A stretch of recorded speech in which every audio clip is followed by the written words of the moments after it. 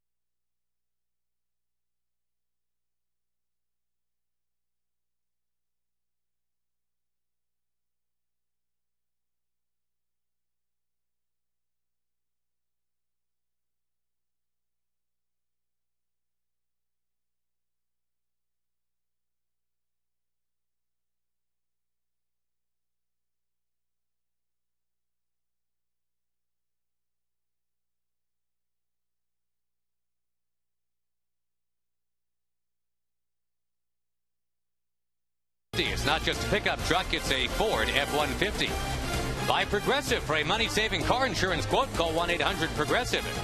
Buy Jack in the Box. Right now, try the mini Buffalo Ranch chicken sandwiches, 3 mini home-style chicken fillets on toasted mini buns. And buy Southwest Airlines. Go to southwest.com, grab your bag, it's on. Triple-digit temperatures in the Metroplex again today, and the Rangers roll back home. They had their fill of triple digits in Phoenix, and they did end up winning 2 out of 3 against the Diamondbacks, and now finishing up against the NL West. It's the San Diego Padres who are in town over the weekend. They're 31-40. And here's their lineup. There's one recognizable name at the top, but that's Junior, Tony Gwynn Jr. David Eckstein, Scott Hairston, Jerry Hairston's brother. And then former Ranger Adrian Gonzalez, Kevin Kuzmanoff, Chase Headley. Kyle Blanks, a late addition to the lineup tonight. Eliezer Alfonso is the catcher. Everett Cabrera, a Rule 5 pick away from the Rockies organization, is their switch-hitting shortstop batting ninth. We know a little bit more about Kevin Millwood than we do the Padres. And just a reminder about who is Kevin Millwood. Well, we know that Kevin Millwood has pitched better than a 7-5 record with the 5th best ERA in the American League. The last game was a pretty good example of that. He lost 3-2 to the Giants, only gave up 2 earned runs. A lot of ground ball outs from Kevin this year. He's kept the ball down. His 2-seam fastball has been a really good pitch for him.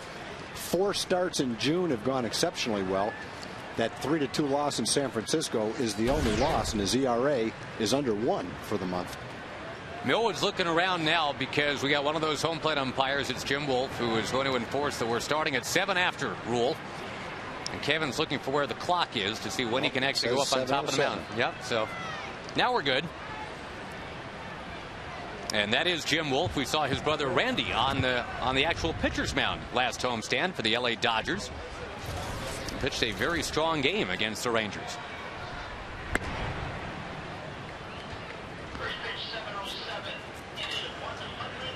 100 degrees of game time. Welcome home, right? Yeah, this time of year, might as well get used to it, because that's what it's going to be. Now, the Padres were just up in Seattle, and it was not 100 up there. Tony Gwynn Jr. was with the Milwaukee Brewers organization for a while. In fact, he had the big game-winning hit against San Diego that sunk San Diego's chances to make the playoffs just a couple of years back. Cruel irony that was. Senior was the guy that won 8 batting titles and came awfully close to making that number 10, because in 1986 Tony Gwynn Sr. just 5 points behind Tim Raines. Then in 1991 he was 2 points behind Terry Pendleton. So a couple more hits both those years, he would have been a 10-time batting champion, although 8 isn't exactly subpar.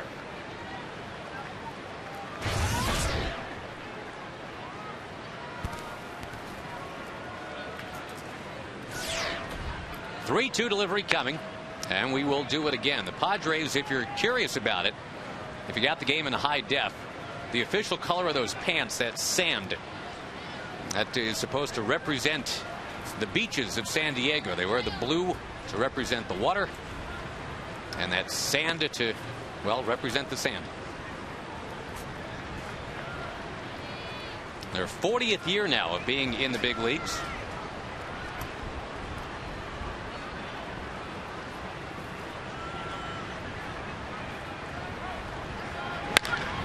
Whacked down the right field line by Tony Gwynn Jr. It is gone to begin the homestand.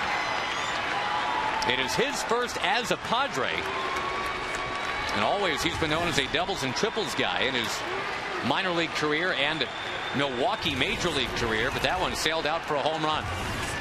Yeah, that's Tony's 103rd at bat. First home run right down the line. Got a fastball in, it looked like. Nice job of hitting there, because that pitch was right where Kevin wanted it. A little bit off the plate, but right near the inside corner. And he was able to not only get the good part of the bat on the ball, but keep it fair. And the guy that was in pursuit of it, Nelly Cruz, is his good buddy from the Brewers minor league system. Wow, so just like that, 1-0 San Diego. As we talked about in the pregame show, it's not a Padres team that is loaded with offense. They are dead last in the major leagues in runs scored, and in batting average right now too.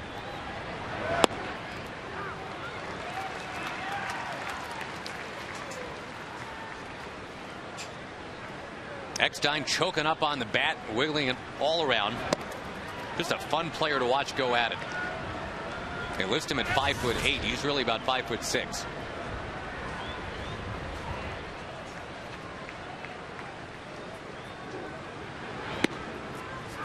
We were talking the other day, Josh, about players who have maximized their physical potential, and he is certainly one of them. Played shortstop on World Series winners. Yeah, 2 of them, Cardinals and the Angels. He's going to pop this one up. Davis down the line, but it's Saltalamacchia taking command. Your Dallas BMW dealers bringing you the defense for the Rangers. Murphy, Bird, and Cruz. Then the infield of Young, Andrews, Kinsler, and Davis. Jared Saltalamacchia caught 12 innings in that desert heat last night. Flies home. He's ready to catch Kevin Millwood tonight.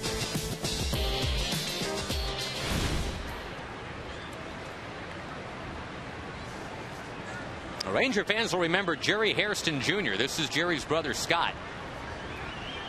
He's become a pretty decent number 3 spot in the order guy for the Padres.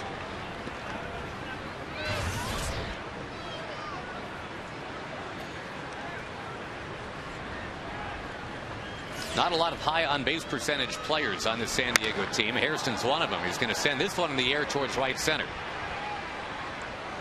And Marlon Byrd jogs in to take care of it. 2 down. Now to Adrian Gonzalez, and I think more than anybody in the San Diego lineup tag, if there's one guy to pitch around, oh yeah, it's the guy with the 24 home runs already, Adrian Gonzalez. Yeah, there's no doubt when you analyze the Padre team and you're going over a scouting report, the one thing you'll say, and you don't mean disrespect to the other guys on the team, but the fact is, with this lineup tonight, you say, don't let this guy beat you. You got a chance for him to win the game. You pitch around him. Well, and a lot of teams, make someone else do it. Right, and a lot of teams have been doing that this month, especially. He's already walked 28 times. That's the Padres' record for the month of June. Leads the National League by 10 this month. Nobody else has walked 19 times. Gonzalez has drawn 28. Well, what that's led to is a .417 on base percentage and almost a .600 slugging percentage. So his on base plus slugging percentage, 1017. He was stuck behind Mark Teixeira his couple of years here in Texas. Only got into 59 games as a Ranger.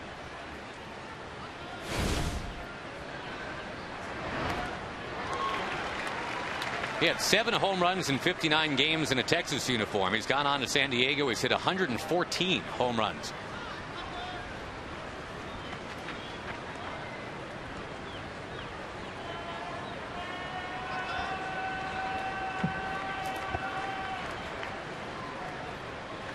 Crowd still settling in. They're expecting about 30,000 tonight. Fireworks after the game.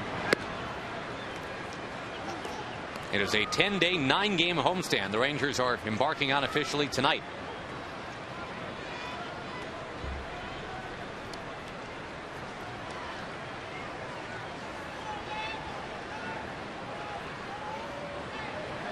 th pitch of the inning for Millwood. He's going to move inside. He's been at 3 balls on everybody except for Hairston.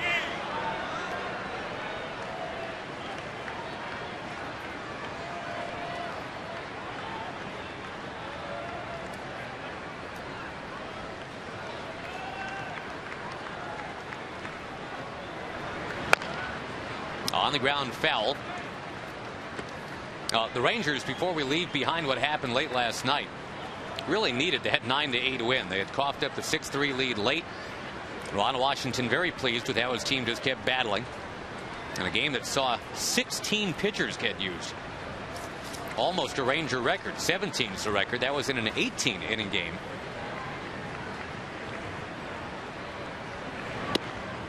Just outside, there's another walk for Gonzalez. And that's such a virtue for a guy hitting in the middle of the lineup to be your main run producer and also be a very selective hitter, not expand his strike zone, not become impatient, and to take the walks when that's all the pitcher's going to give you.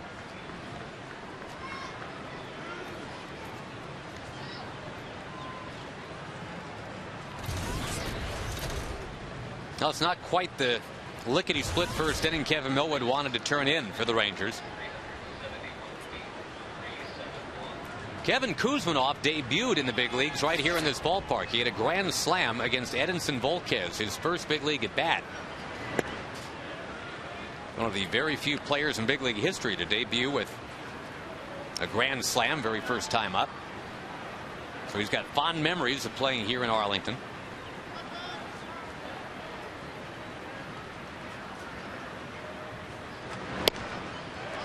Good slider right there from Kevin. Kuzminoff the last couple of years has averaged a little over 20 home runs, right around 80 runs batted in for the Padres. Came over from the Indians in the trade. They call him the Crushin' Russian. He's pretty much on pace to have the exact same kind of year this year. Average is a little bit down from what it's been the last couple of years, but home runs, RBIs, just about the same. Walter Silva, by the way, is going to be on the mound for the Padres when the Rangers finally get to bat in the bottom of the first. And I guess the happy report right here is that this is unusual in 09 for Kevin Millwood. We saw a lot of this in 08. Kind of taking some time in that first inning to get comfortable, get that tempo established. Very rare that that's happened here in 2009. Well, one thing Kevin's been able to do this year, and there's been a couple of games. I think his last game in this ballpark, he didn't have command of his fastball early in the game, but gradually it came back, and he was right where he wanted to be when the game finished. Right now, he's not pinpoint with his fastball, but get out of the first inning, 1 run. Go put a cold towel around your neck, come back and get him in the second inning. Another foul ball from Kuzminoff. That was going to be zeroing in on a 30-pitch inning, though. That was his 27th pitch. Well, we had talked earlier about how he's averaging only about 15 pitches per inning, which is why he's able to be third in the majors in innings pitched.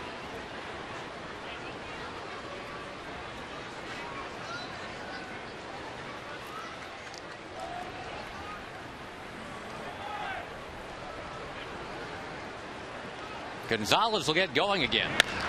This one's in play for Andrews. So just shy of 30 pitches in the inning. Millwood is off the mound and in to get that cold towel, trailing 1-0 on the Tony Gwynn Jr. home run.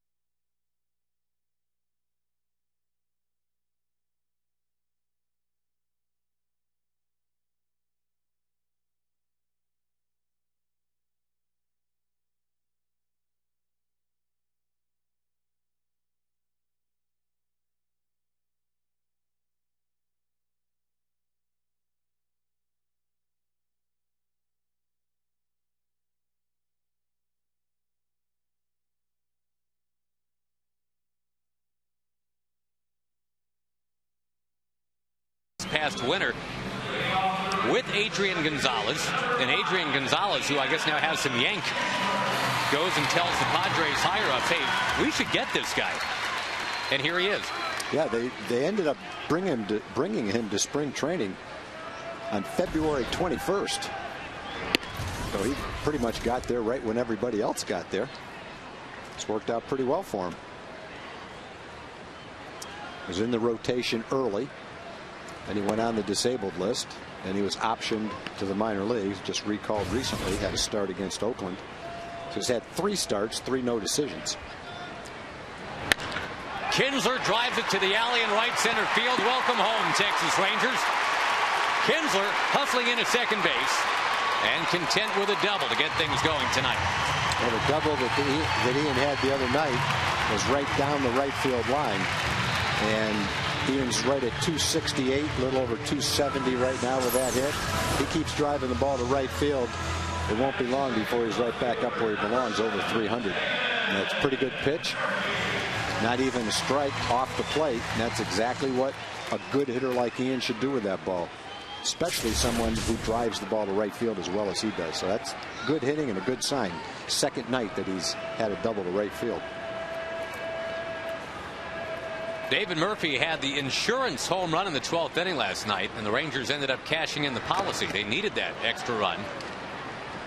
Diamondbacks scored twice in the bottom of the 12th, so Murphy, a very important swing late in the game last night. Rangers scoring more than 6 runs in a game for the first time since May 30th. Ending the longest drought in 19 years for this ball club. It was 27 games since that last 7-run effort or more. Now, I guess the general feeling right now, Tag, you talk to these Ranger players. I mean, first of all, it was kind of like, all right, it was about time. We were due for that. But now it's let's just keep going with it.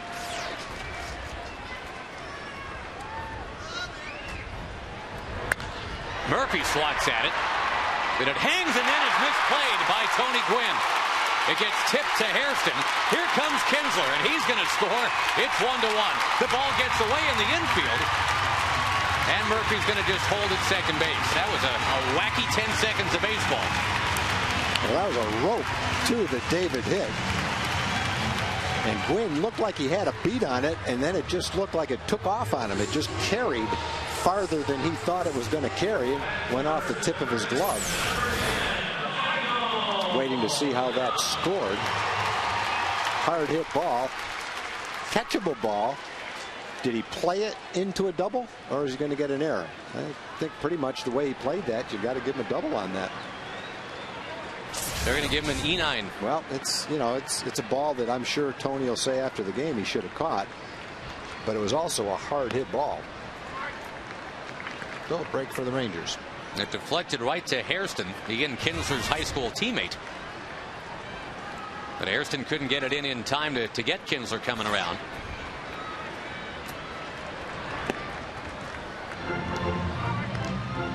Still nobody out in the inning. And the Rangers now looking to overtake the Padres. Michael Young.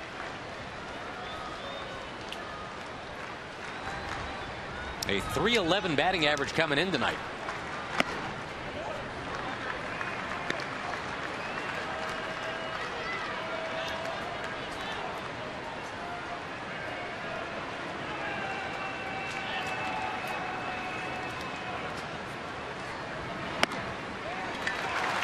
Walter Silva is in trouble. Marlon Byrd is coming up.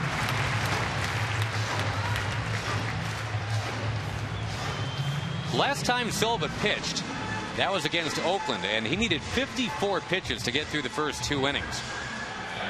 And Adrian Gonzalez is the one that took him aside and says, you got a good fastball, dude. Throw it. Get ahead of guys. Don't be messing around out there.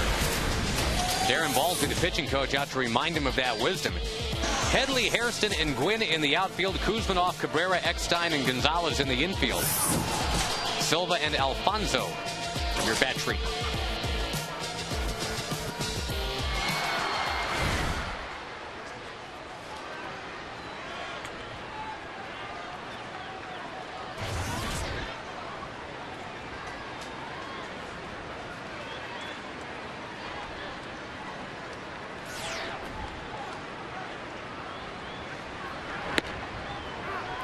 We mentioned the Padres are 9 games under 500 at 31-40.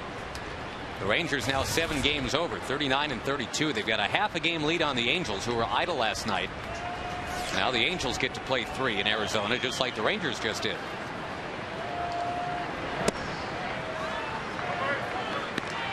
Seattle's still hanging around 2. They're just 2.5 back. The Padres, meantime, tag already 15 games out because the Dodgers are 47-26.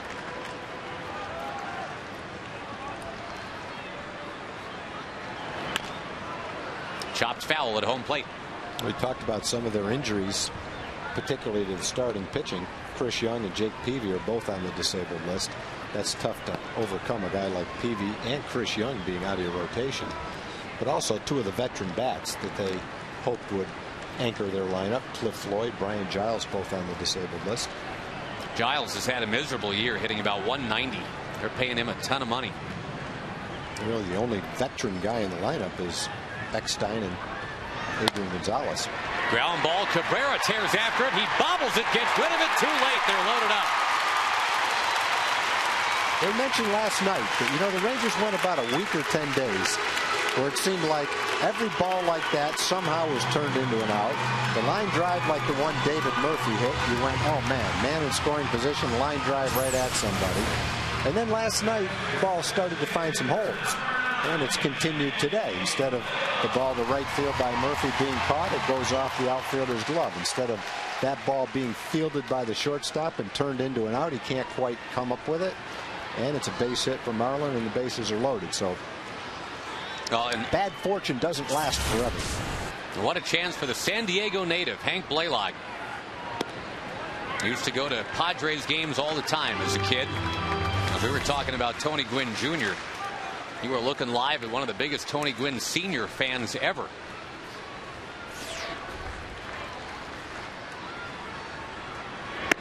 So knowing full well they're all watching back home, the hammer with a chance to give the Rangers a big early lead right here. That's something the Rangers haven't had lately, is a huge first inning lead. Yeah, that's really true.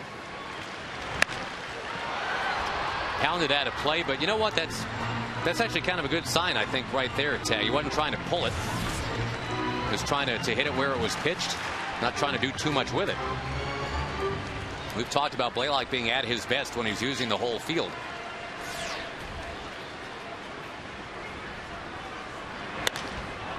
Skies that one in the left center. Headley and Hairston are there. It's Headley who will gather it in. No way they get Murphy coming in, and it's 2-1.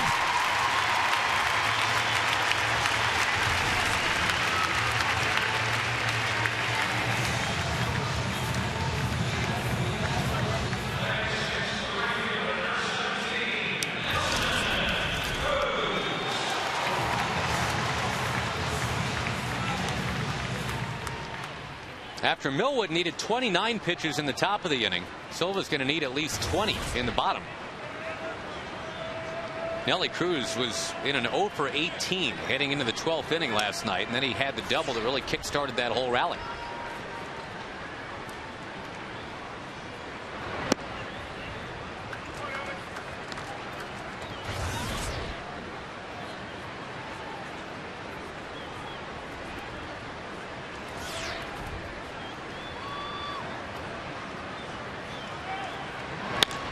On the ground, another chance for Cabrera. Goes to second for one on first. It is in time. Double play. Rangers settle for 2 in the inning. They have overtaken the Padres at the end of 1.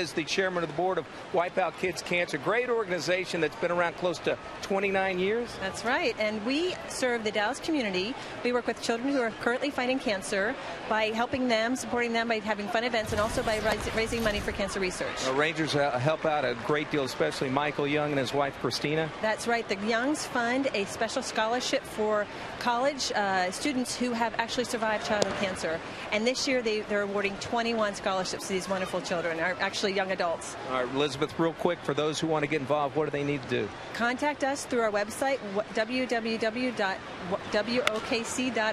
or on Facebook, Wipeout Kids Cancer. Elizabeth, continued good work, and nice meeting you. Appreciate it, Josh. Thank you, Jim. That is a great organization. Michael Young and Christina Barbosa Young, very dedicated to the cause.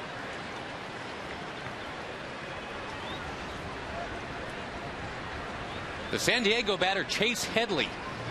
That's Headley taking outside, 2-2. Kyle Blanks on deck, and Kyle Blanks is tough to miss. He's 6'6", 288. And he'll be coming up in short order. When he bats and David Eckstein is running, that just doesn't look right.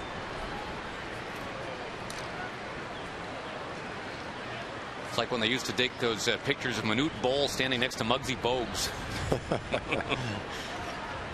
The 3-2 pitch. And Millwood not quite right yet. He's just not throwing his fastball where he wants to yet. Well, at the very least, here comes a really big strike zone with Kyle Blanks. Now, Blanks is a guy who's a 42nd round draft choice out of high school in '04. His last 2 minor league seasons, he's averaged .315, 22 home runs, and 104 knocked in. He's knocked in 100 runs in the minor leagues each of the last 2 years. So he's big and doing some damage in the minor leagues. The last 3 guys in the lineup for the Padres have a total of 58 at bats this year. Blanks, Alfonso Cabrera, just kind of getting introduced to big league life. Now it stands to reason Millwood should be able to go at these guys.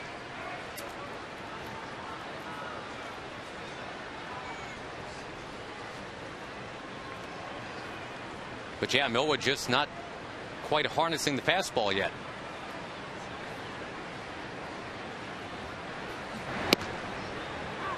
That one's on the corner to Blanks, who's from New Mexico.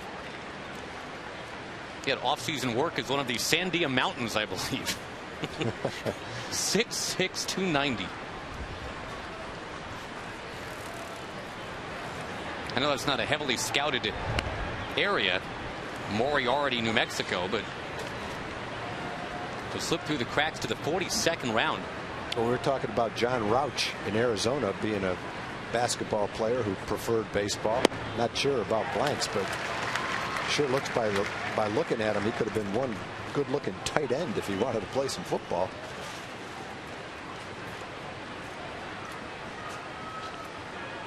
Last year, Double-A out in San Antonio, 20 home runs, 107 runs batted in. Gonna check his swing. Yes, he did check his swing. 2-2. A lot of deep counts for Millwood to start out tonight. And yes, Millie did fly back ahead of the team yesterday. That ended up being a great idea. The Rangers got in a little after 5 a.m. And the bus got back to Arlington about 5:40. There's a good fastball, a wave and a miss by Blanks. What was going on? American Idol auditions or something? Yeah, when our bus pulled into the parking lot, you could barely get down Random Mill. You look back, the traffic was all the way backed up to 360 on the east side, and on the west side it was all the way down past Collins on Randall Mill. That's crazy. The parking lot was jam-packed at Cowboys' new stadium, and we had no idea what was going on until someone said they'd read something about tryouts for American Idol. That was at basically 5 o'clock in the morning. Did you think, I mean, the Ranger fever was just no, I mean, so big. I guess it went through your mind for a minute, but no, not quite. Not quite that. Hasn't reached that height yet.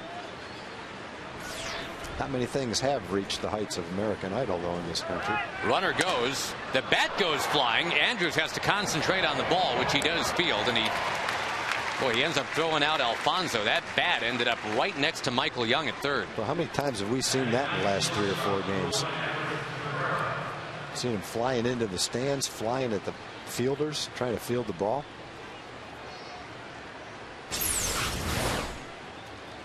Whatever's going on with the bats, the bats aren't getting any more durable. If anything, they're more brittle.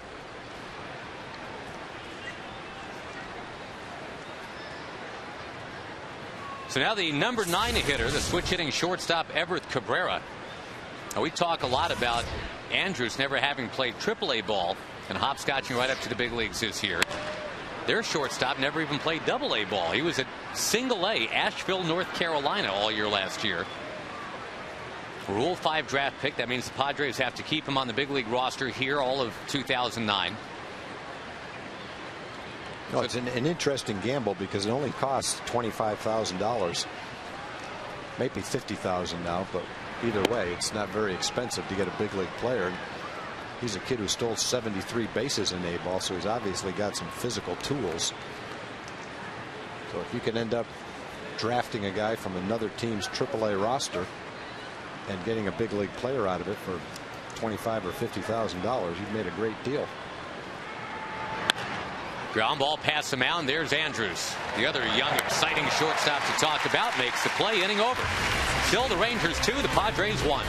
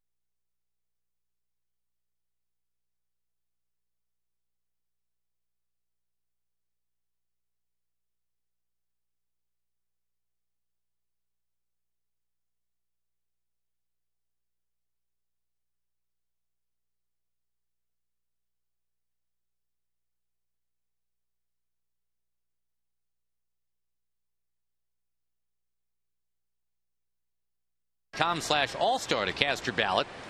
You get 2 free Ranger tickets when you vote the maximum of 25 times.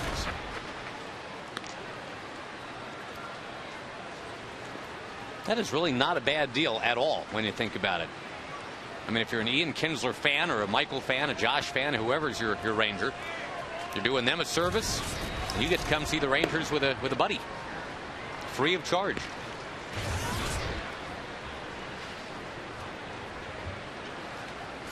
Saltalamacchia to open things up. Bottom 2. Davis and Andrews after that. Rangers with that 9-8 win that took 4 hours 22 minutes last night. That in Phoenix. And the guy on deck had the breakout performance. Chris Davis on base 5 times in that game. That's the most ever in a big league game for him. And the last time he got on, he didn't stay on too long, just to trip his way around the bases with the game-winning home run.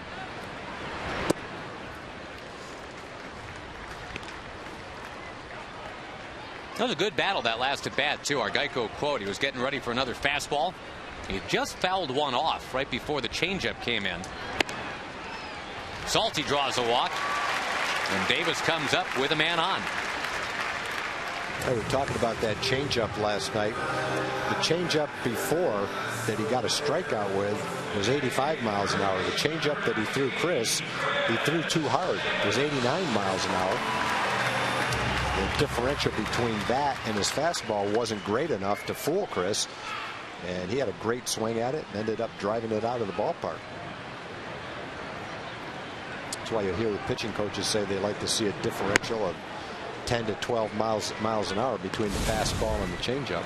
You know, right after fouling off 94, there's one that was 5 miles an hour less, and there it went. Now, if that's 10 miles an hour less, maybe he hits it a little bit more toward the end of the bat and it doesn't go out of the ballpark. Off speed there, 2 strikes to Chris. I think the thing for Chris to remember, and he knows this, is he's not just a swing from the heels guy. This is a guy that had a 35-game hitting streak in the minor leagues. No way you're getting a 35-game hitting streak if you're just trying to crush everything.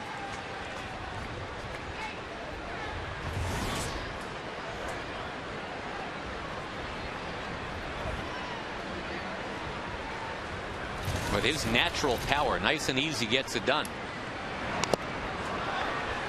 Got a piece of that.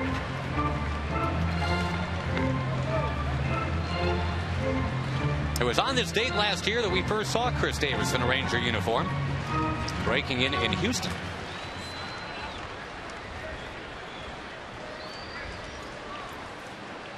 With friends and family coming down from Longview to watch that happen.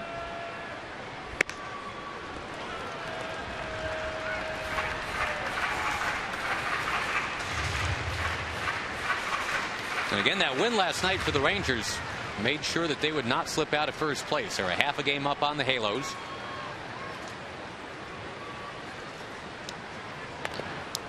Another one that Davis just kind of gets a piece of. I think the forgotten man yesterday, and it seems like that's the case a lot with this guy, Scott Feldman. 6 solid innings yesterday, but of course he got a no decision.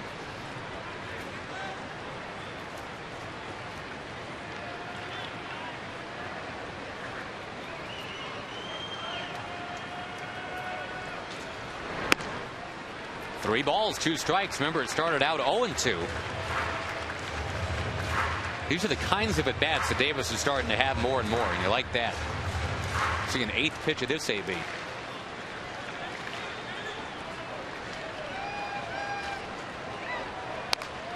We'll see a 9th pitch.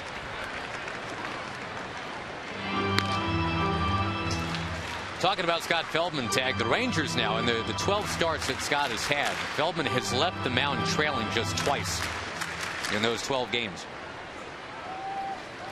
Well, he had a chance to win a couple of games on the last road trip. He had a lead when he gave up the home run to Lewis to lose the lead, and he had a lead again yesterday when the home run, not off him, tied the game too. He had a chance to win both those games. No, he didn't. No, he didn't. Thank you, Chuck Norris. 2 walks to start things out in the bottom of the second. Elvis Andrews comes up. Definite bunt situation right here. Doesn't mean that that's what Ron will choose to do. But you got Kinsler, Murphy, Young coming up next. Got nobody out and a couple of men on.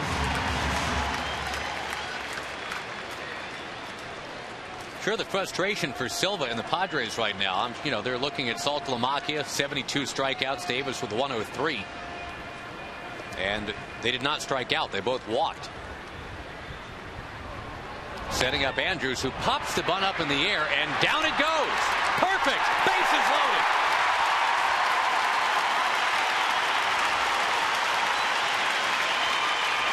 That's better than the sacrifice bunt. That's the bunt hit to set it up for Kinsler. Well, I think they knew that he was going to be sacrifice bunting, but he laid down the kind of bunt that turned out to be a base hit. He pops it up a little bit, but it stays fair, and even with a spin, it doesn't spin foul. The fielders converge on it, and it's tougher to pick up a ball like this and throw because it's stopped. It's easier to pick up a ball, field a ball that's rolling towards you. you catch it as it's rolling towards you to throw it. It's a little bit more difficult when the ball essentially is just stopped dead on that little pop-up bunt. 2 walks and a bunt single. And now Kinsler aiming for that alley again. Right center field. Tony Gwynn Jr. has got it. He'll square and fire in. It's a sac fly. The ball gets away. That's the second time that that's happened. And that's not going to make Bud Black real happy. There was no advancement on that ball, but still, you don't like seeing baseball just kind of rolling all around the infield. The Rangers have 2 sac flies in the first 2 innings, and they lead 3-1.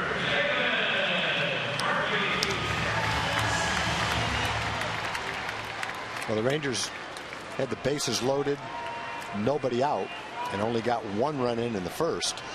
Bases loaded, nobody out.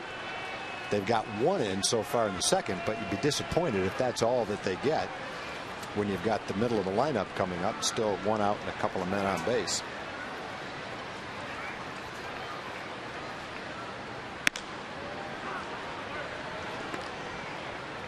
You saw Bud Black in that dugout for the Padres, the manager chosen over Dusty Baker and Trey Hillman. Once Bruce Bochy left to go to the Giants a couple of years ago. Of course, both Baker and Hillman have gotten big league jobs anyway. Trey Hillman with the Royals, Dusty Baker in Cincinnati.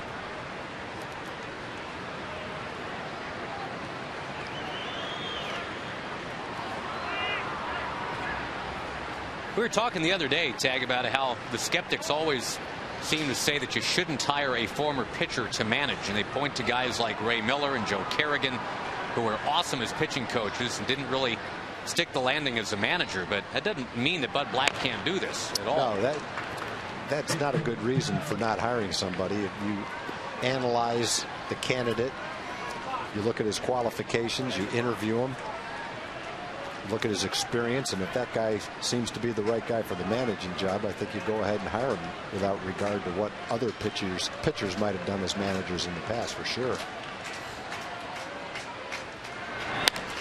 Murphy uncoils and unloads to right field. There it goes. 3-run shot.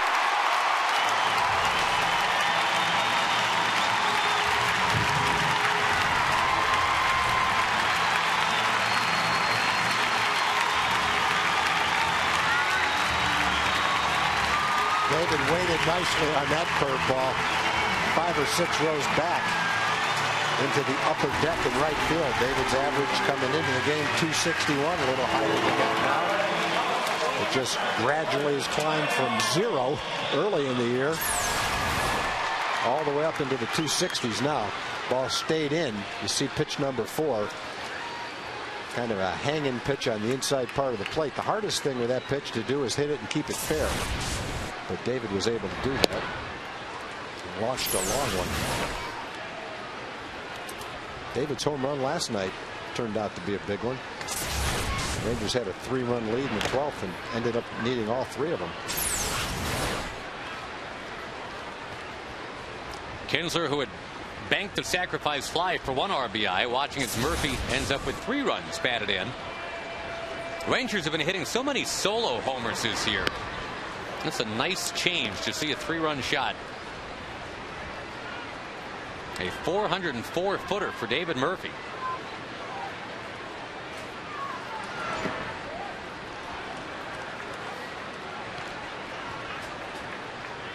And as good as the win was last night, you play for 4.5 hours. You want to get that win. This would be a nice statement to make, too. You get in at 5:30 in the morning. It's hot out, yada, yada. When you roll out here with 6 runs already, leading 6-1, that's a real nice statement to make.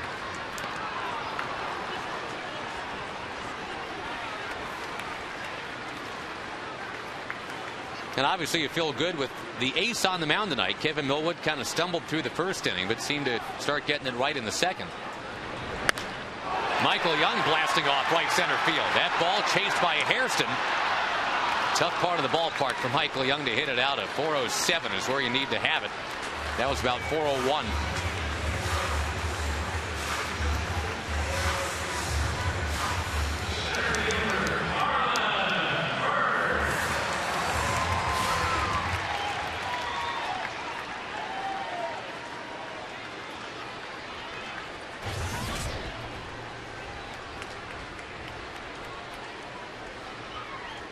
The Padres have lost 9 of 12, and we mentioned they flew in from Seattle yesterday.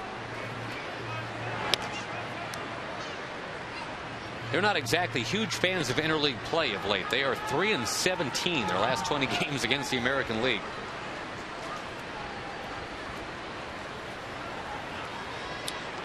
Well, when you draw San Diego for interleague play and you face them and you don't face Chris Young or Jake Peavy, you feel pretty fortunate. And again, no disrespect meant to the other pitchers, but those are pretty much their 2 best pitchers. Young's about a week and a half, maybe 2 weeks away from coming back. I'm sure he would have loved to have been on the active roster coming home. He's from Highland Park. What are the odds of the Padres having 2 former Princeton University basketball players on their team? That's pretty amazing. Will Venables, the other one. High fly from Marlon Byrd. That will end a 4-run second inning. David Murphy had the big swing. The home run that sailed on out of here to make it 6-1.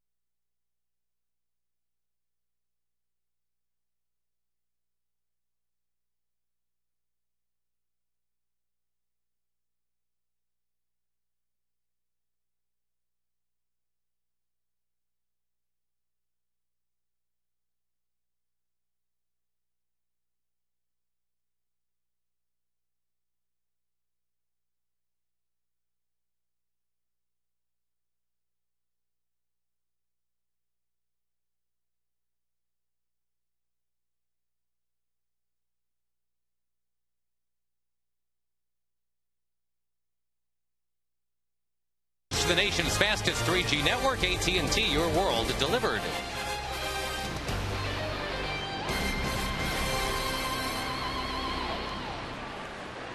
David Murphy's homered twice in the last 2 games, and the Rangers lead the Padres tonight 6-1. Nice crowd watching on here in Arlington. Yeah, David's last 3 at-bats have been pretty good. 2 home runs and a line shot to right field. It went as an error. Went off the top of the glove of Tony Gwynn. And now Tony Gwynn bats. He's got the home run to account for the Padres run. And his dad didn't really get a chance to play that often against the Rangers. There was one memorable All-Star game moment, the '94 All-Star game. Tony Gwynn Sr. with the plate being blocked by Pudge Rodriguez in Pittsburgh. Raced around to score the winning run in extra innings. Senior obviously was built, I mean, let's face it, not exactly in that classic athletic V shape, but he could move. Tony Gwynn could absolutely run the bases. Yeah, he was a very good point guard in college, so athleticism was not a problem for him. Now the baseball coach at San Diego State.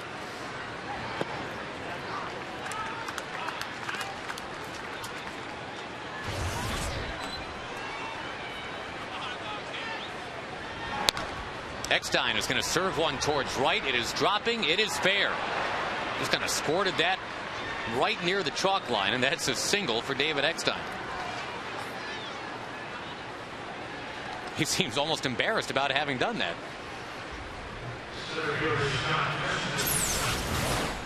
Well, it wasn't pretty, but when you pick up the paper tomorrow and you look at the scoreboard, the box score, you'll see a base hit for it. Jim Lefebvre's the hitting coach for the San Diego Padres, and he's of the mind that any way you can get those hits, that's fine, because collectively the Padres are hitting in the 230s. You might remember Jim Lefebvre as a one-time Cubs manager, one-time Mariners manager, and as a one-time TV pitch man for Super Blue Stuff. Remember that? He was a very... What was Super Blue Stuff? I can't remember what Super Blue Stuff was now, but... well, I mean, from the infomercial realm, like, that was... Yeah, sounds like that guy that's doing the commercials nowadays should be doing that. Hi, friends, that guy. The orange cleaner that he does. Big Billy Mays. Yeah, or that other stuff that's supposed to get scratches out of your car. Not the ShamWow, the other thing. No, that's this kind of a cream. You get a scratch on your car and you rub it into the scratch, and on TV it goes away. In real life, not so much. Not so much, no. Although I do endorse the ShamWow, not for nothing. There's a high pop fly towards right field off the bat of Hairston. I think Jim Lefebvre, by the way, is a dead ringer for Jack Nicholson. Next time we take a shot of him. And Lefebvre's done some acting himself, or at least some walk-ons on TV shows you may have seen. He was on Gilligan's Island for an episode. He played a cannibal on Gilligan's Island. And he was on Batman once, Tag. He was one of the Riddler's henchmen. Huh. Not the Frank Gorshin Riddler, the John... I wonder if he ever appeared in anything with Steve Smith. Yeah, that's right. The Rangers had Steve Smith as a base coach, and he used to have the same kind of roles. Yeah, just, well, when you grow up in L.A., you know, you're looking for things to do and get work as an extra. Jim Lefebvre was one of John Aston's goons. That was good work for him.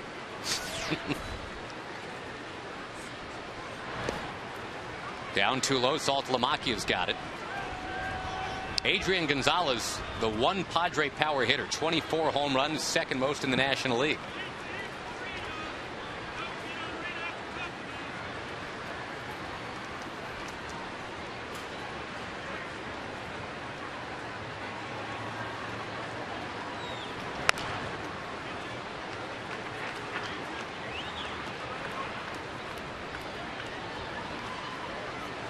Same two teams tomorrow night and then Sunday night as well.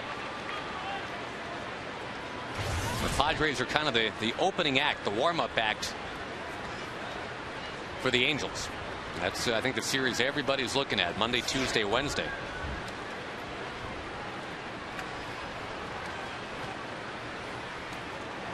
Not that the Padres are just the spare comedian you have to sit through to get to the concert that you really want to see. The Padres do have some talent. And the guy that has done most of the big hitting for them is indeed the former Ranger, Mr. Gonzalez.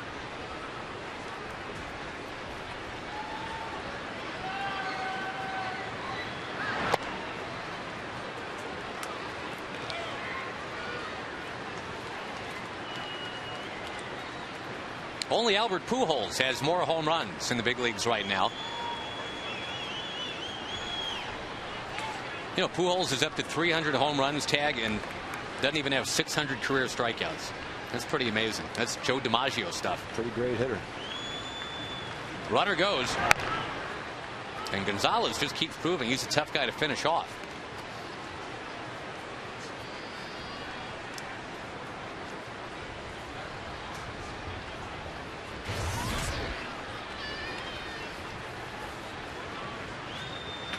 The home stadium for San Diego is real tough if you're a power hitter. That makes sense that 2/3 of his home runs would be on the road away from Petco.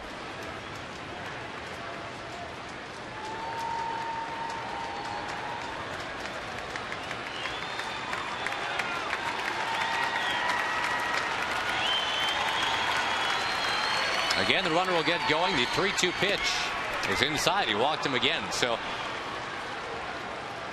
both starting pitchers tonight not exactly harnessing their command yet. Silva has walked 3. Millwood has as well. Yeah, in the case of Gonzalez, even in this kind of a game, I think Kevin's going to be very careful to him. If he can make a good pitch, maybe get Gonzalez to swing at one of those good pitches, put it in play and make an out, great. If not, he's not going to come in and give him a good pitch to hit. 60 pitches though for Kevin. Yeah, only 32 of the 60 have been strikes. There's one to start off Kuzminov.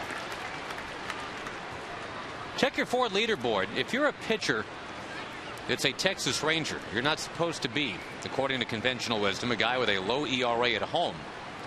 But Millwood's at 2.08.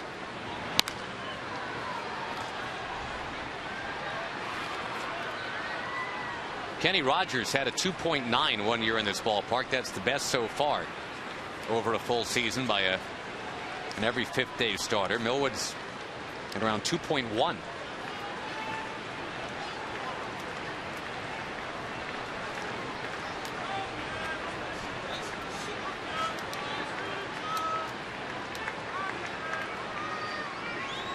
Oh, 2 to Kuzminov.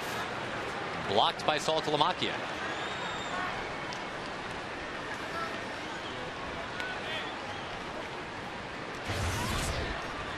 The Rangers with their 6 runs on only 4 hits right now.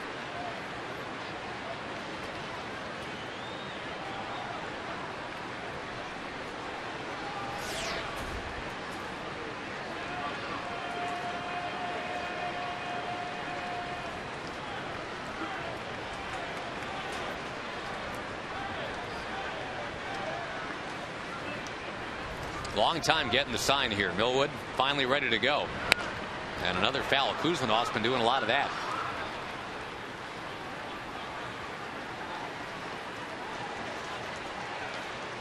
We'll be keeping an eye on that Angels Diamondbacks game when it gets going. Jared Weaver, the ace for the Angels this year, is on the mound.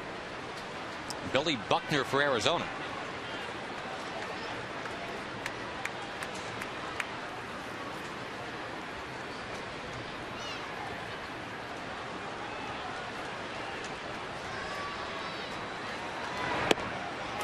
Whoa, very close, but Jim Wolf says it's 2-2. That ball almost getting by Millwood on the return.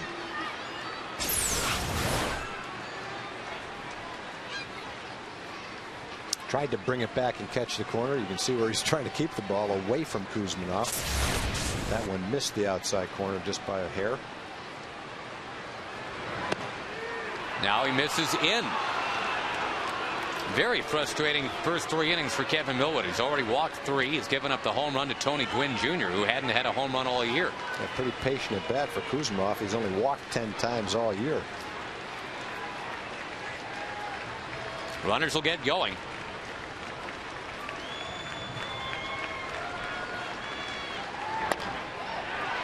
Fouled it, and we'll do it again.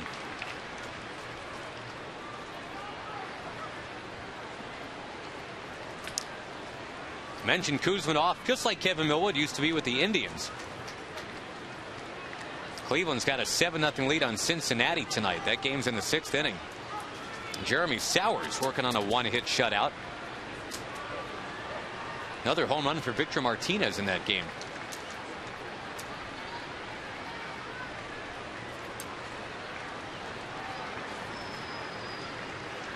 Again, the 3-2. In play, Michael Young spins around. Fires across to get him. That ball easily could have found left field. Michael Young said no. And it stays 6-1.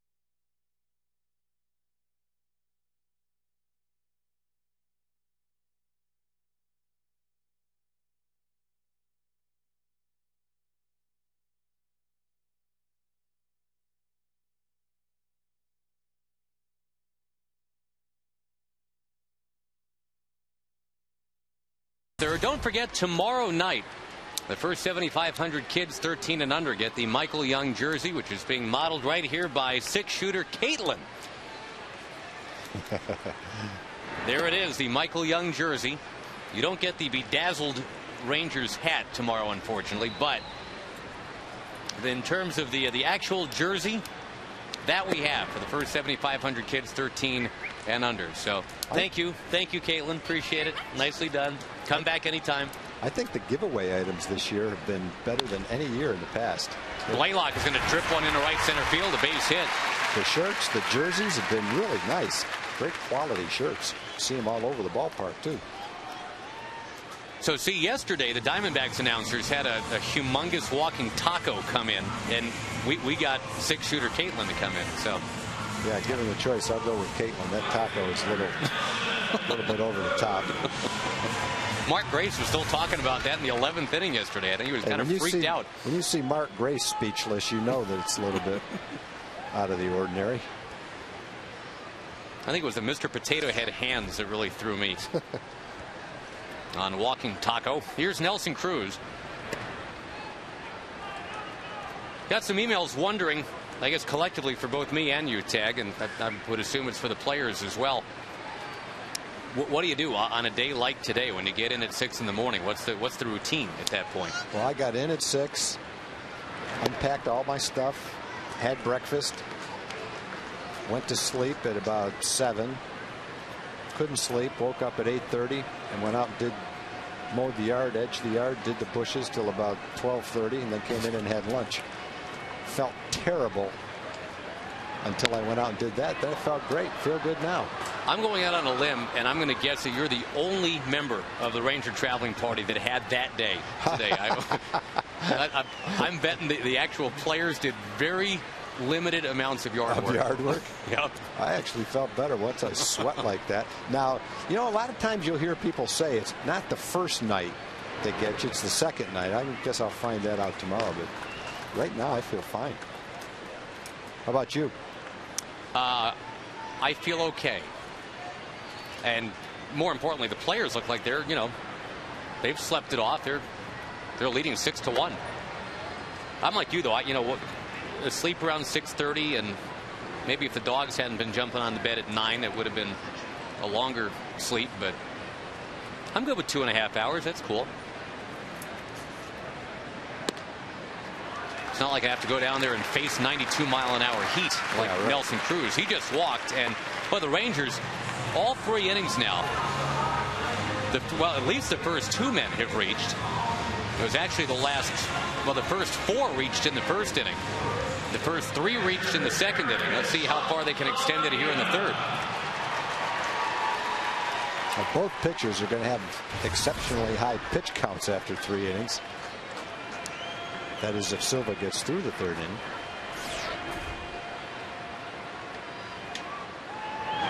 Saltalamacchia finds the alley in left center.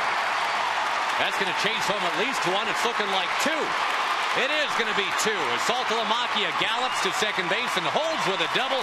It is 8-1.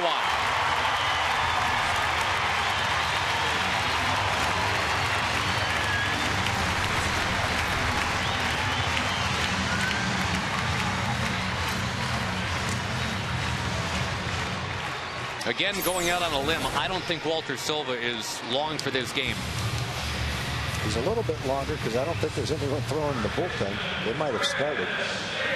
One thing they've done to the bullpen out there, Josh, it looks like the Rangers have added a little tarp on the top of that backstop there. That's what the Astros were all concerned about, right? Last time we had a homestand here, they're the first ones that really voiced any kind of displeasure with that background. San Diego is going to appeal that someone missed a base right here. Yeah, put the ball back in play. Not sure which base runner they're going to appeal, but they've talked to the umpires. Adrian Gonzalez went in and talked to Silva. So let's see if that in fact is what they're going to do.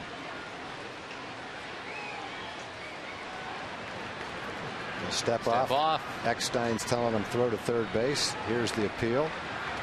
And there's the call. Nope. All for nothing. Touched the bag. Gary Cedarstrom says, nice try, Kuzmanov, but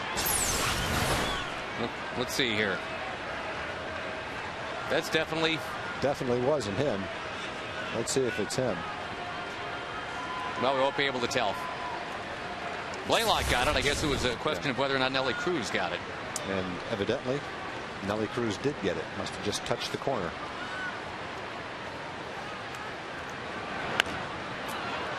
All right, now here comes Nelly Cruz. Let's check it out.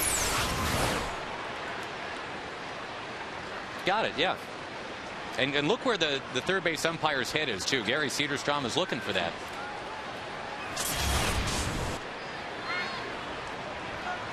That is a waste of the red challenge flag right there.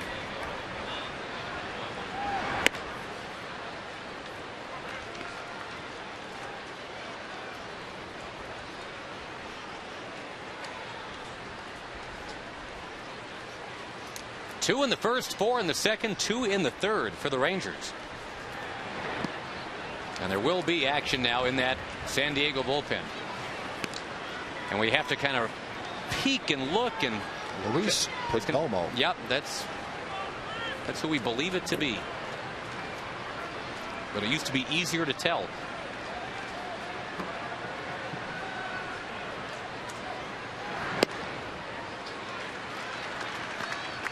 Well, considering this game began with Tony Gwynn Jr. hitting a home run and the Rangers trailing one batter into the game, things are going pretty well right now.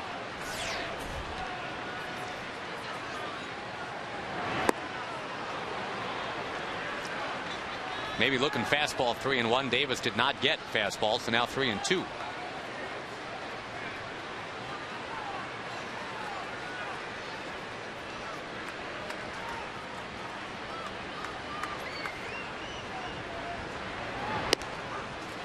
On the outside corner, according to Jim Wolf. So there's the first out of the inning.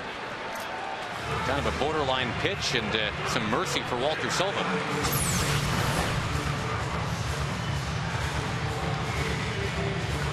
Yeah, on the corner. Oh, got the corner.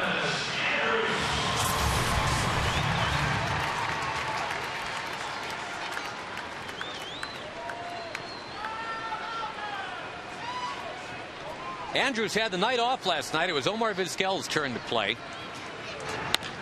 Elvis rifles one into left center field. The Rangers are just teeing off. That ball's going to get all the way past the track to the base of the wall.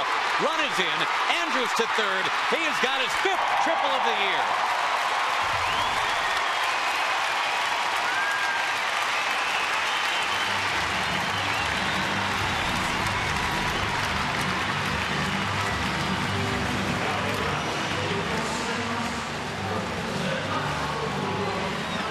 That's going to do it for Walter Silva. He got through this Rangers batting order twice and gave up 9 runs for his trouble. 68 pitches to get 1 out in the 3rd inning. Well, as Headley couldn't cut it off, that had triple written all over it for Elvis.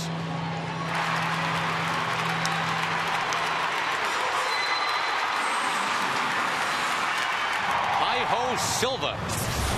He is gone. Rangers by 8. And still batting here in the last of the 3rd. It is good.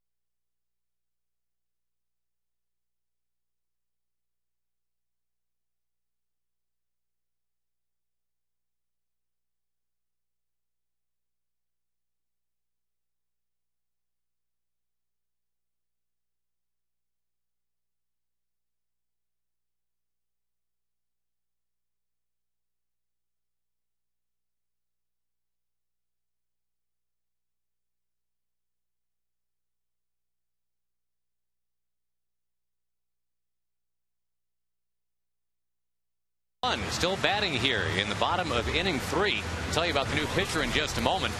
First, a reminder that tomorrow, experts from Medical Center of Arlington discuss ways women can improve health and well-being. Tickets to that include tickets to tomorrow night's Rangers-Padres game here. For information on all that, go to TexasRangers.com/women. Elvis Andrus is running at third with only 1 out. And already 9-1 Rangers in the third. Luis Perdomo just activated from the DL today. And a guy that was originally signed by the Indians back in 2003. And then was selected by the Giants in the Rule 5 draft last year. A waiver claim by the Padres this past April. And since he has spent some time with the Giants, I'm just assuming, Tag, that this guy throws really hard. You think the first pitch is going to be 95? Yeah, every Giants reliever we saw on that last road trip just came out, and the first pitch was somewhere in the mid-90s. Pretty much every reliever, period, because Arizona was the same way. No, that was 86. That was better. Kinsler has hit 2 into the right center alley in this game. Infield hangs back with 1 out, runner at third.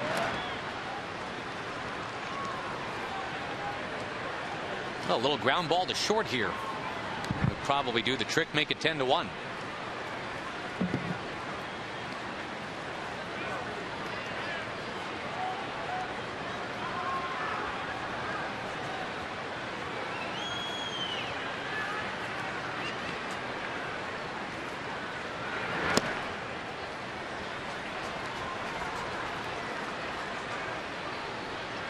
The Rangers, remember, had 7 runs total over a stretch of 4 games. And now back-to-back 9s. Last night it took 12 innings to get 9. Tonight it hasn't even taken 3 innings to get 9.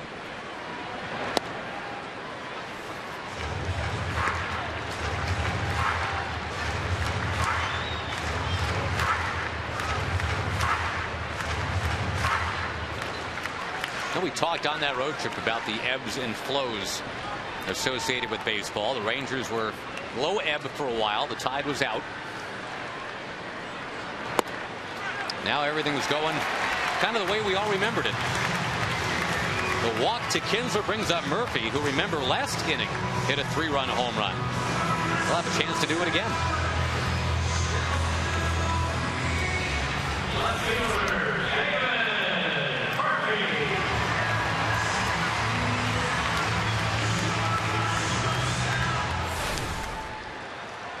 After reaching on the error in the first, there it was in the second inning. Home run number 5 of the year. And the second for David in the last, well, about 20 hours. There's a 94 for Perdomo.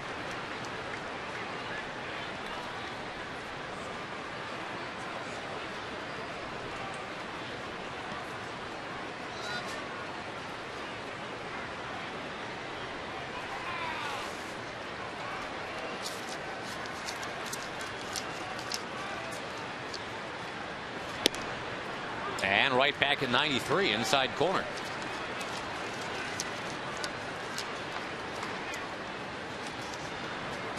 Now the Angels probably aren't enjoying seeing this partial on the scoreboard out there in Phoenix. Chop ball up near first, that's foul.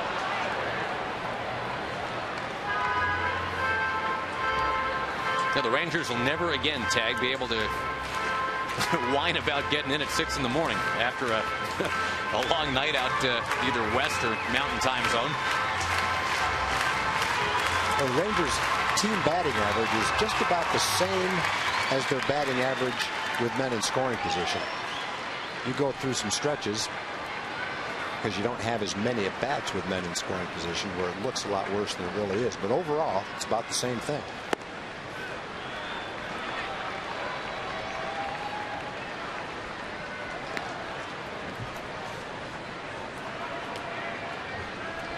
We are not hurting for number of pitches thrown in this baseball game.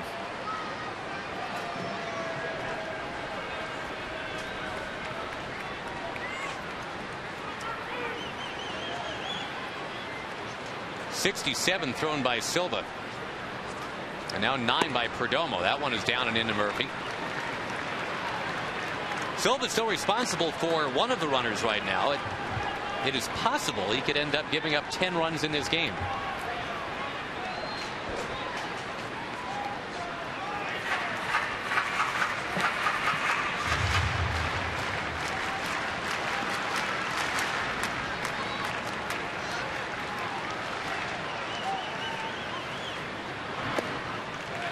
The bases are loaded for Michael Young. And this one is taking on a very pleasant home tone right now. Not for Bud Black at all. But the big crowd turns out to welcome the Rangers back to town. Darren Balsley, the pitching coach, is out to try to settle down Perdomo.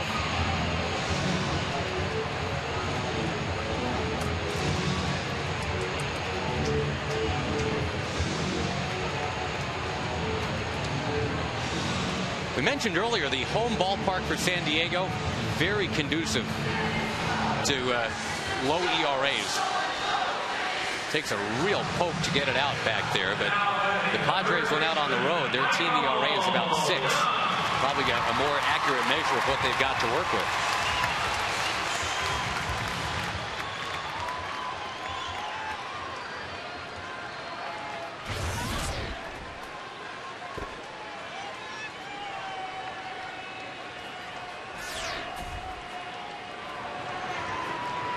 Remember, the Rangers hit into a double play to end the first inning. Otherwise, the first inning could have been huge. Well, he's keeping the ball down, but he's just not able to get it high enough to get a strike out of it. If you get the Rangers to swing at that pitch, you'll probably get some ground balls, but the Rangers are laying off it until he brings it up in the strike zone. 9 balls and 3 strikes. There's a pretty good slider. Yep.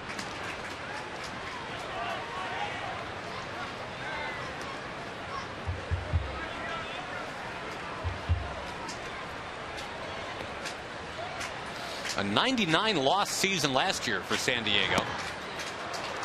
They were trying really anything they could think of heading into this year to make sure that wouldn't happen again. That team last year featured a ton of AAA guys coming up making their big league debuts. It's almost like all their best prospects all came up at once last year. That didn't leave much behind. Boy, that's another pretty good pitch right there. Good rally in that at bat for Perdomo. Well, instead of throwing his sinker, he threw a slider. Got a good slider too. 88-mile-an-hour slider. 3 of them in a row, all right where he wanted them.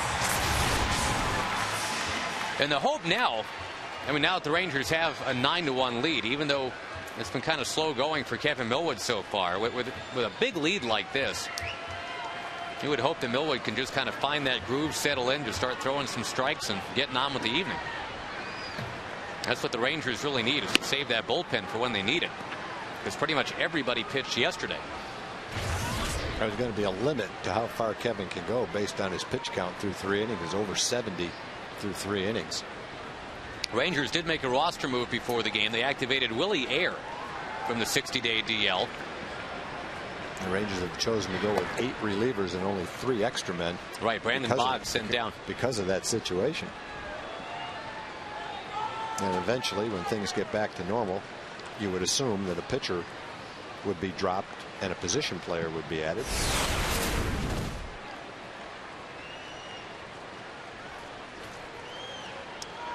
Boggs goes to AAA, and now the fresh player is Ayer. Ground ball slowly to short. And 6-4 fielder's choice is how the inning ends. The Rangers leave them loaded. But they score 3 more times and seem to be in command. It is 9-1.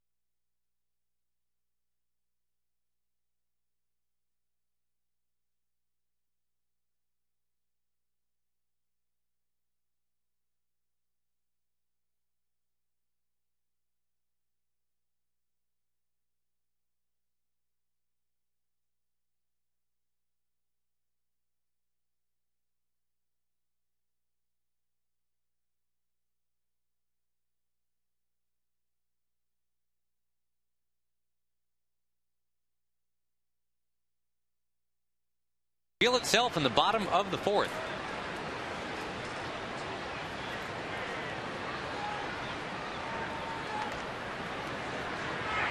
That's a nice score to work with right there for Kevin Millwood. 9-1 Rangers.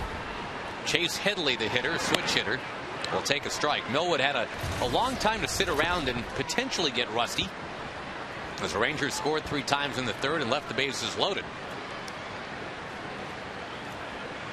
A fidgety Chase Headley stepped out of the box at the last moment.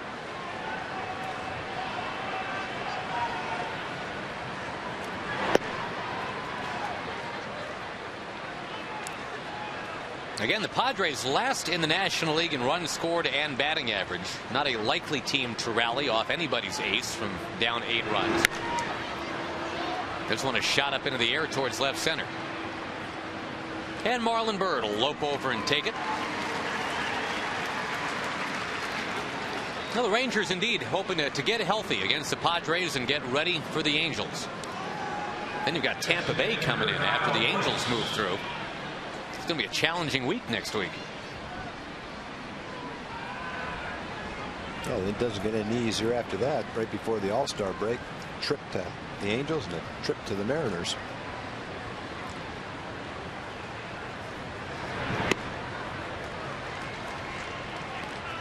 Big guy Kyle Blanks having a hard time making some contact with a fastball so far in this game. Struck out the first time up. He's going to pop up this time. Chris Davis, the smaller of the 2 combatants right there, will make that play as we go to Jim Knox. All right, thank you, Josh. Look who we found here. It's Will Muschamp, the defensive coordinator of the Texas Longhorns, future head coach, but that could be a ways off. You never know. But what brings you guys there? Just on family vacation? Want to check out a little baseball? We really enjoy the Texas Rangers. Of course, Tom Hicks is a great Longhorn and owns the Rangers, so we wanted to come up and watch a game. We had a buddy of ours, Baker Montgomery, gave us some tickets, and we're just enjoying the atmosphere and enjoying the stadium. Okay, and the little ones, maybe Six Flags or something like that? Well, the Six Flags tomorrow for the little ones, so it'll be a full metal jacket tomorrow. All right, the little ones, they play any baseball themselves? No question. They both played baseball. The oldest made All-Stars, but we're going on vacation next week, so he's not playing All-Stars. There we go. Okay, good to see you, and best of luck this season. Appreciate it, Coach. Thank you. That is a guy with a very bright future right there. And good priorities, too. Not going to miss a Little League All-Star game for a family vacation. I remember being in that situation one time in Little League. Yeah. Had a chance to go to the beach with my family or play Little League All-Stars. The beach won out.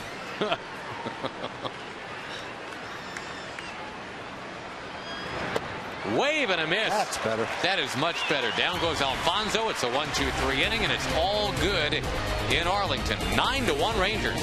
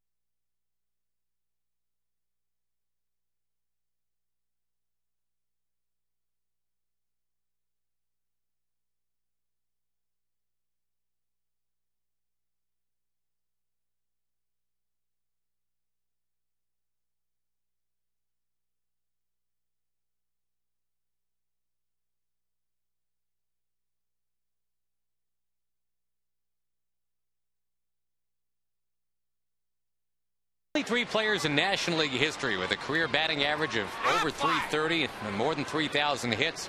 You knew that Tony Gwynn had to be one of them. Tony Gwynn had hits off 24 different Cy Young winners, off of 6 different Hall of Famers. And the number of times he had a 3 strikeout game tag in his entire Hall of Fame career was once. Really? Yeah, Bob Welch in Welch 1986. Huh? Wow. And Tony Gwynn has said that, you know, Welch got me a 4th time in that game, too. The umpire said I checked in the swing. Blaylock is going to drill one against his hometown team, 10-1. And what a thrill for the Hammers. They're all watching back in San Diego, watching him take one way out. That's one of the longer ones Hank has hit. That almost went in the upper deck above the Ranger bullpen, and you don't see many go to that section of the upper deck. Barry Bonds hit one there a long time ago, all the way to the left side of the upper deck. That one just skimmed underneath the upper deck and went over the Ranger bullpen 3 or 4 rows back. That was a rope. That's a Josh Hamilton style home run, and now Nelly Cruz sends one deep into center field. Not deep enough. Now Blaylock back in the lineup and hitting his 14th of the year. Well, Josh Hamilton set to return maybe in about a week and a half. That's the hope. It'd be nice if there are some other options to be blasting away like that. Well, Josh was out before batting practice today, running the bases, going through a pretty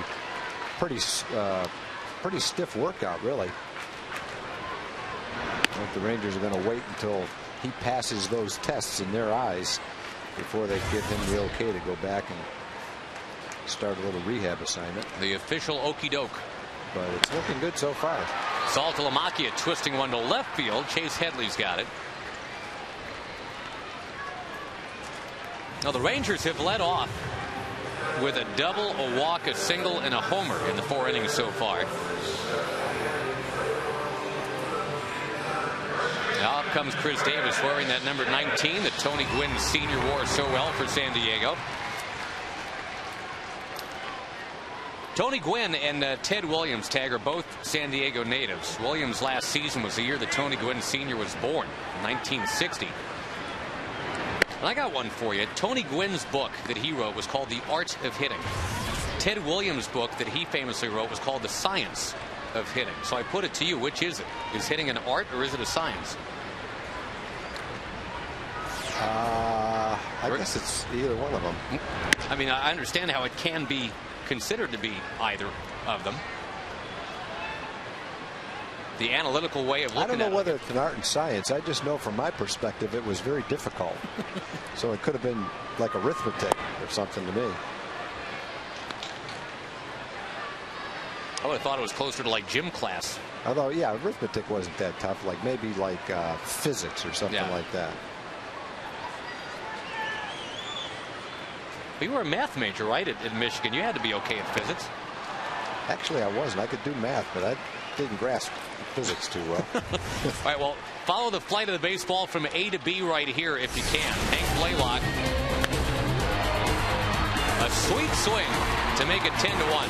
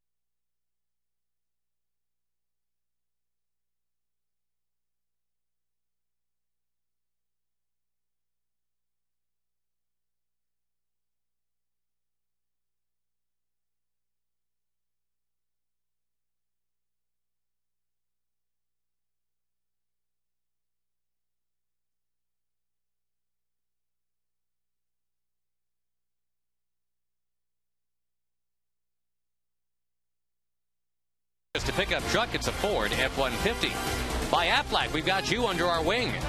And by Corona, the official sponsor of the timeout.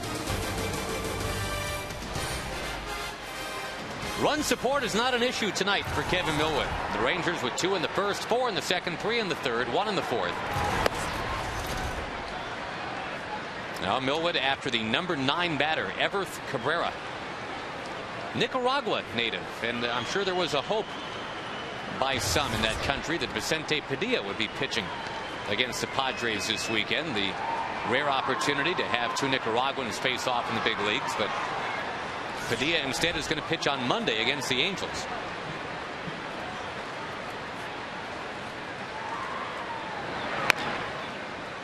That one is rolled foul.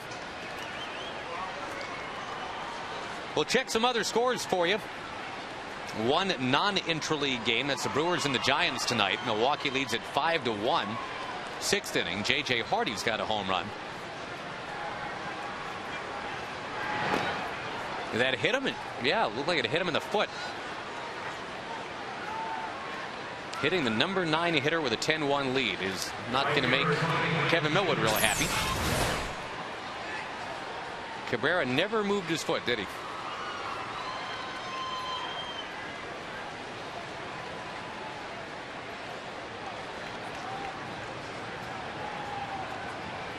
Out of the top of the order for Tony Gwynn Jr.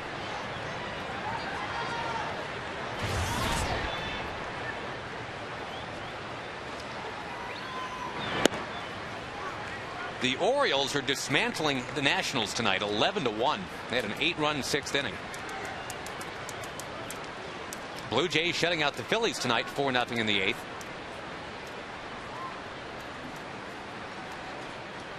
Well, Toronto's a tough team to figure out. Ricky Romero working on the 2-hitter tonight.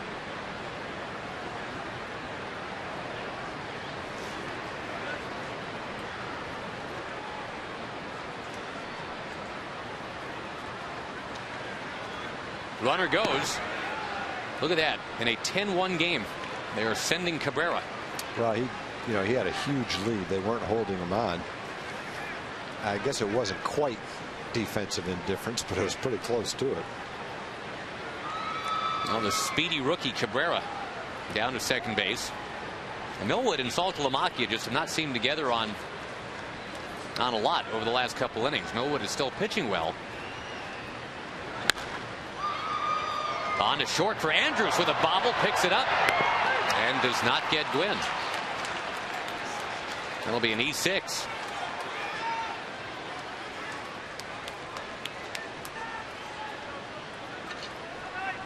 Well, it's 2 on with nobody out.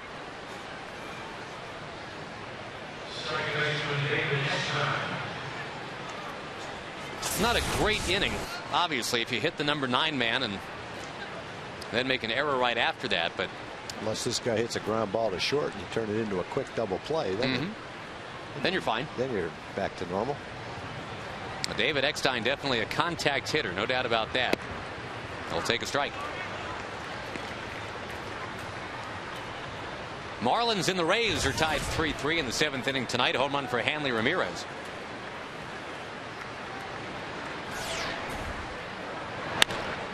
That ball is going to loop into shallow left center field. Base hit for Eckstein. Well, that's a couple of cheapest bloopers you'll see in the same game. One to right and one to left.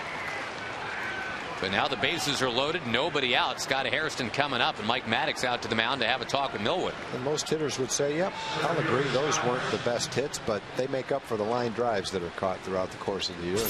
Can't argue with that logic. Hit that ball right off the end of the bat. Just blooped it over short.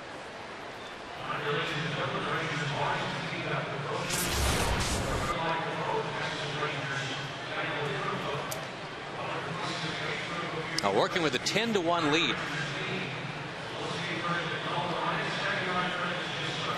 This is the tough part of the San Diego order right here. Hairston, Gonzalez, and Kuzmanov.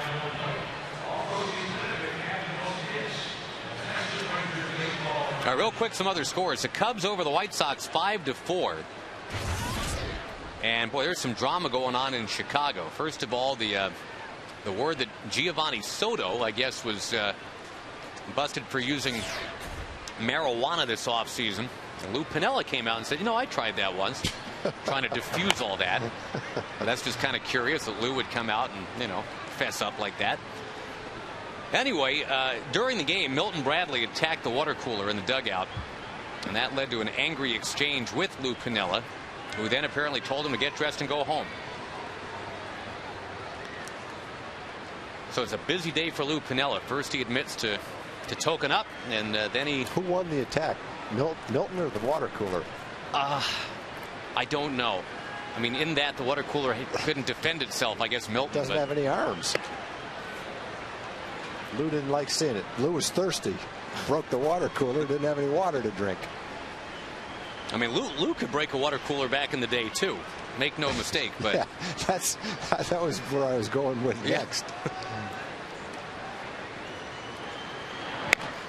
Little squiver right up the first base line. It is foul.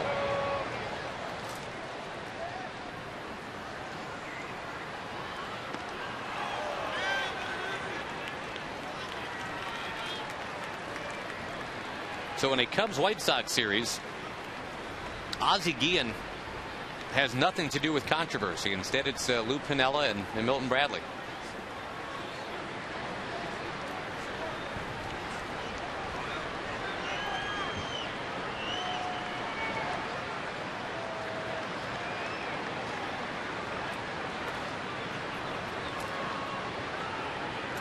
We are moving with the speed of a glacier right here.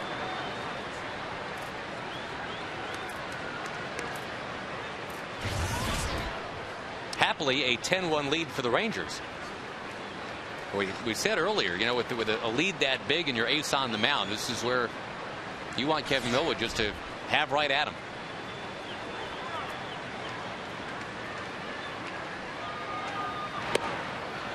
Missing in, 2-2. Pirates beat the Royals today 5-3. Angels and Diamondbacks are underway. No score first inning. Twins lead the Cardinals 3-0. That game's in the 6th.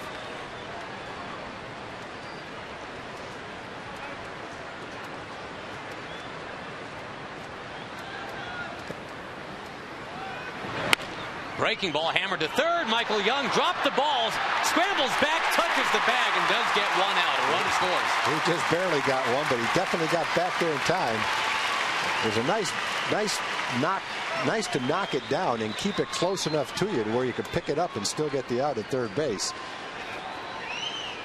After the way the inning started, a hit by a pitch, an error, and a blooper. The last thing you wanted to see is another man reach base on a ground ball to an infielder. But Michael comes back and makes a nice recovery. He does get the force out at third base. Well, Millwood's been pitching carefully to the next guy all night. Adrian Gonzalez doesn't really have the luxury of doing that now. Boy, and Salty goes out to the mound now to talk to Millwood. It's hot, and Kevin has jammed 89 pitches into 4 1/3. So that's a lot of pitches. If you do it over 7 or 8 innings, that's one thing. But when you jam them all into this short a period of time, it takes a lot out of you.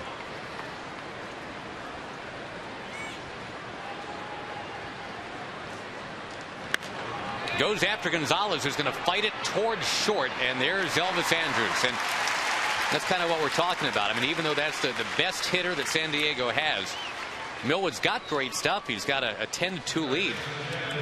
And the go-get-him ability is there. He went and got him.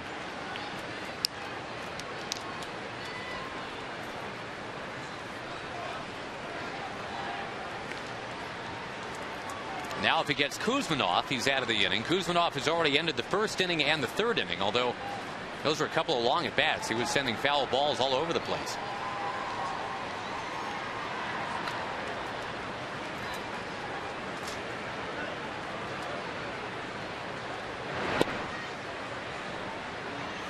And the Rangers will get action in the bullpen here in the 5th inning. We have not seen that really at all this year for Kevin Millwood. And Kevin's shortest outing, the only outing he failed to go 6 innings, was 5 2/3 earlier in the season against the Yankees.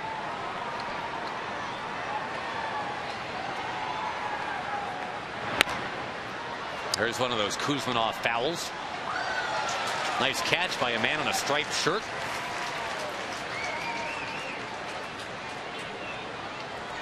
And he hands it off. Wow, say thank you. Absolutely.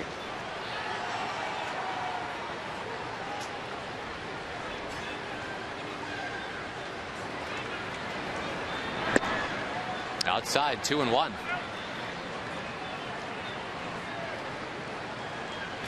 Remember, this inning started with the number 9 hitter, Cabrera, getting hit in the foot. And there was the error by Andrews, a little bloop single.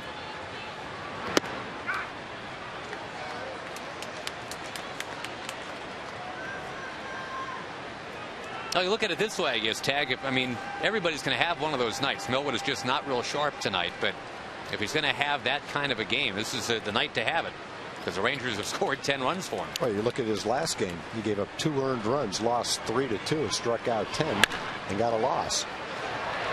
Andrews to Kinsler, who finds the bag, and Millwood is out of the inning with a 10-2 lead tonight here in Arlington.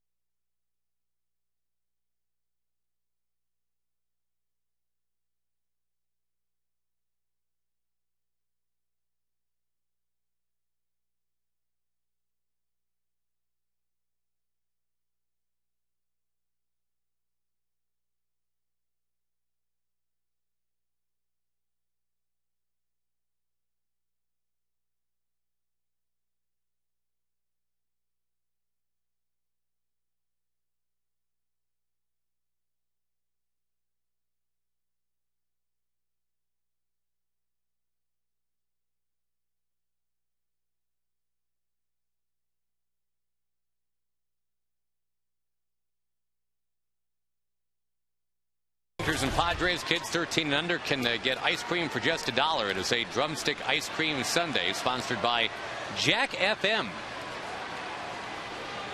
The Rangers leading comfortably as Elvis Andrews bats, and he will take down and in. Chatting with Mark McLemore this inning.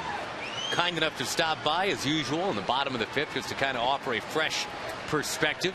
Nobody says fresh quite like Mark McLemore, so we're happy to have him here. Andrews guns it towards the hole. Cabrera can't get rid of it. And in the battle of young shortstops, it is Andrews reaching on a ball hit to Cabrera. So, Mac, as we look for fresh perspective here, and we look at Andrews going 3 for 3, obviously this is a Padres team that is in development right now, and they'll take their lumps occasionally. This is one of those nights, I guess. It is. I mean, this is what, growing pains, and they're going to go through this being as young as they are. They've got, the veteran guys that they do have. They're on the disabled list, so they're not able to help. But when you've got young guys in the minor leagues that come up and replace those guys, you're going to have some growing pains. The game started well for them. Tony Gwynn Jr. homered off of Kevin Millwood. Now, I know you played against Tony Gwynn Sr., and you have to be, I would imagine, Mac, a guy that can appreciate, especially now from a distance, what a special player he was. Absolutely. Tony's one of the best players that I've seen play the game. Absolutely knows how to hit. And I think, as great of a hitter as he was, people forget about the defense that he played. He's got some gold gloves under his belt, and he could play some right field. He had a great arm, covered a lot of territory out there, and he was a great base runner. Little half swing from Kinsler. Cabrera's play is to first, and he zings it over there for the out. He got a lot of those hits, did Tony Gwynn Sr., in what he called that 5.5 hole, the hole in between the third baseman and the shortstop. That's a beautiful place to get a hit, especially if you can run a little bit from the left side. You hit that ball over there, you're pretty much guaranteed a hit. And Tony put a lot of those hits over there through that hole. David Murphy tonight has put one in the upper tank, a 3-run home run. Mac, we were talking earlier about the trip that the Rangers had last night, getting in 5, 6 o'clock in the morning, whatever. Doesn't seem to be having much of an effect on the players right now. But as a player, did you find what some people say, that it was the second night that you were actually more tired than you were the first night, or was it the opposite for you? You know, it really didn't affect me until I got older. I think about 36, 37, that's when I started really feeling the travel. But before that time, you know, it didn't matter if we got in at 6 in the morning, because you really basically had all day to sit there and rest and not do anything and get ready, you know, get ready to play. So the travel never affected me until I got old. Somebody actually did a study about it a couple of years ago. West Coast to East Coast, they found, is harder. And studies found that on average in the first 2 games of a series, a West Coast team at an East Coast team, the West Coast team having just arrived from the West Coast, it was about a run per game difference that they would somehow lose going west to east. Of course, in the Metroplex, we're right in the middle of the country. I mean, no, I would agree with what you said, Mac. I think a lot has to do with how young your team is. If you got a team filled with young players, they don't have the slightest idea that they're going to be tired after a trip like that. No.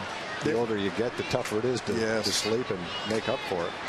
These young guys, they're just happy to be in the big leagues. So it doesn't matter where they're playing. They're used to those 12-hour bus rides. Absolutely. They think it's great. A plane, a chartered plane? Oh, my goodness, yeah. Imagine what it's like in the minor leagues on some of those AA bus trips that are 18 hours. You get there at about 4 o'clock in the afternoon and have to get out of the bus and play a game. Wow.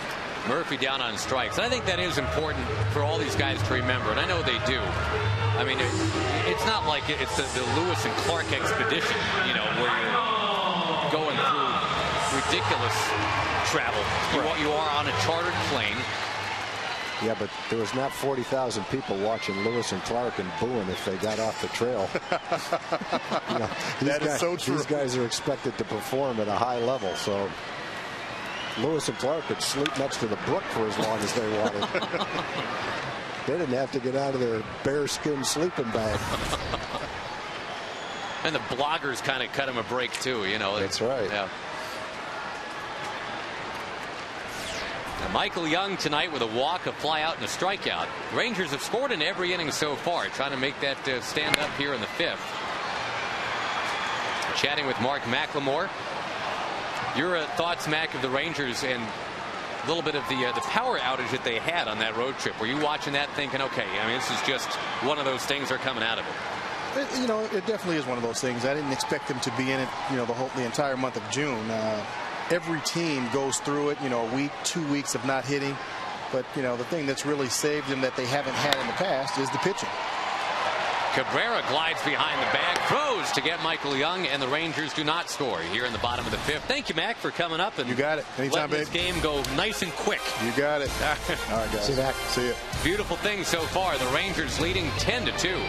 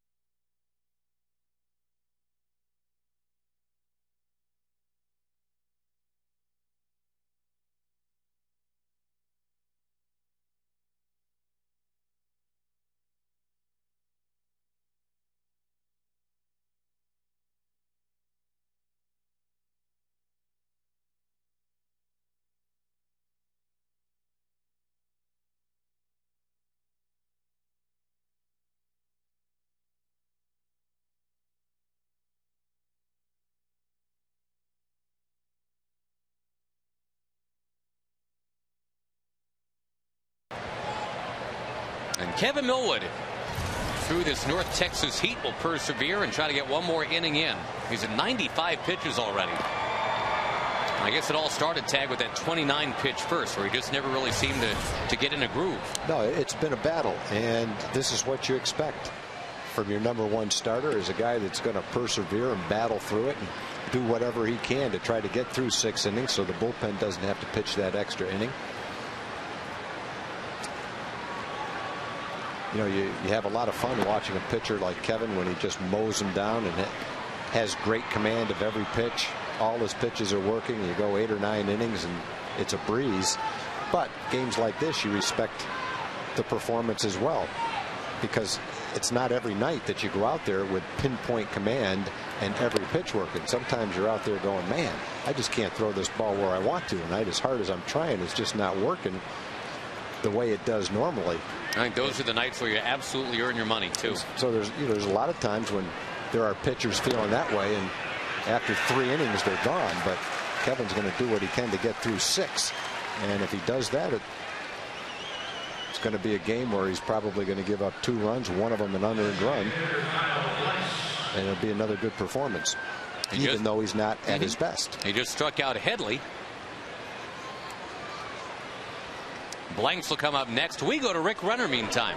Hey guys, we encourage everybody to follow us on both Facebook and just search Fox Sports Southwest, and on Twitter, FS Southwest. Tonight's in-game Twitter question, we want to know, when do you think Tag will tweet? And when Tag tweets, what will he tweet about? My thought is probably about some 6-iron he hit on the golf course, or maybe about neck tattoos or something like that. Get on there and sound off. What do you think, Josh? Yeah, that's my thought too, Rick. We had a couple of big topics come up on the road trip. One was Tom belly flopping into that pool out there in Phoenix, and the other one was what would he get on his neck for a neck tattoo, like about half of the Diamondbacks players seem to have. So, yes, what would Tag tweet if Tag could tweet?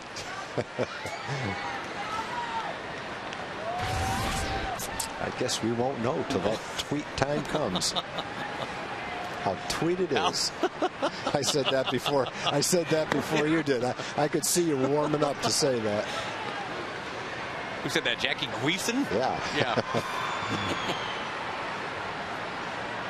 Very good.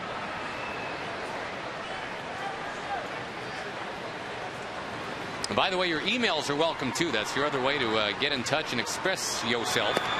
There's another called third strike. That time it's Blanks going bye-bye. If you want to email the booth, it's foxsports.com. And the keyword is email Rangers. If you want to suggest something for Tag to tweet. Well, if you keep battling, in this case with Kevin, eventually the command is right where you want it to be. Come back out for the 6th. Another good example of the kind of shape and the different attitude that the Rangers have toward their pitchers, pushing them for that extra inning. I think last year, after 5 innings, that would have been it for Kevin or any other Rangers starter in this game. But this year they're being asked to do more. Go out there and get that extra inning. So Kevin's pushing himself and on the verge of having his best inning of the ball game. Hasn't had he's had 1, 1, 2, 3 inning in the 4th. He's actually retired 5 in a row now, going back to last inning. That ball poked into right, though, and there goes that. A base hit for Alfonso. Now a chance to get some revenge against the guy he inadvertently hit in the foot last inning, Everth Cabrera. And Millwood will end up right about where we've gotten used to him being, Tag. I mean, it'll be a 4-hitter through 6 innings, be about 110 pitches again, which is what we've come to expect from Kevin every time out, about 110, 112 pitches. And only 1 run earned tonight in 6 innings. Well, that's a big swing right there for Cabrera, number 9 hitter. That could be, if he gets out of it with only 1 earned run, he will have come into the game with a top 5 ERA at 2.62. And on a night where his command hasn't been exactly what another hit him again. Low kip high pitch. He's got a chance to lower his ERA. You can see how unhappy Millwood is with all that. He gives up a little blue pit to Alfonso. And then he nicks Cabrera with a pitch for the second time in 2 innings. Mike Maddox is going to go out there and settle down Millwood. Got him right on the baggy jersey. That shouldn't be a hit by pitch. Oh. That's just silly. Look at that. The jersey is way out. I don't even know that it hit the jersey. I mean, it rippled. I get that, but the only way that the umpire could call that is if he heard it hit the uniform, which Jim Wolf must have been able to do, because I don't think you could see that. We couldn't even see it on the replay, but he could have ticked the jersey, and if it did, you would have heard that little noise with a 90-mile-an-hour fastball ticking the jersey. That's some good ears for Jim Wolf if he can hear a ball hitting cotton like that.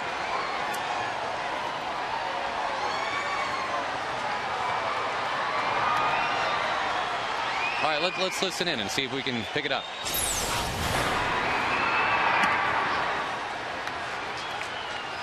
The first I know I'm not going to be able to hear it. No. I can't hear anything anyway. Cabrera had not been hit by a pitch the entire season. And now he's been hit barely in back-to-back innings.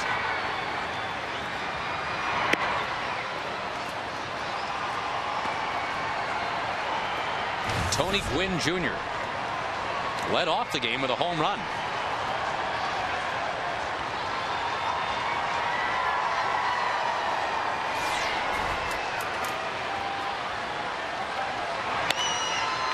Fly ball down the left field line this time, and Millwood gets ahead. So, indeed, Millwood is at his average now of 112 pitches.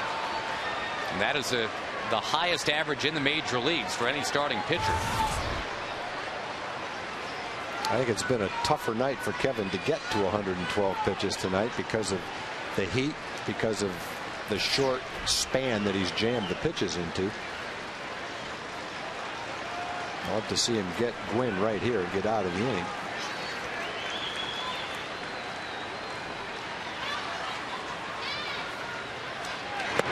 He got him. He ends up striking out the side. All 3 guys gone looking. So indeed, Millwood's ERA on a night where he didn't have his best stuff is going to go down.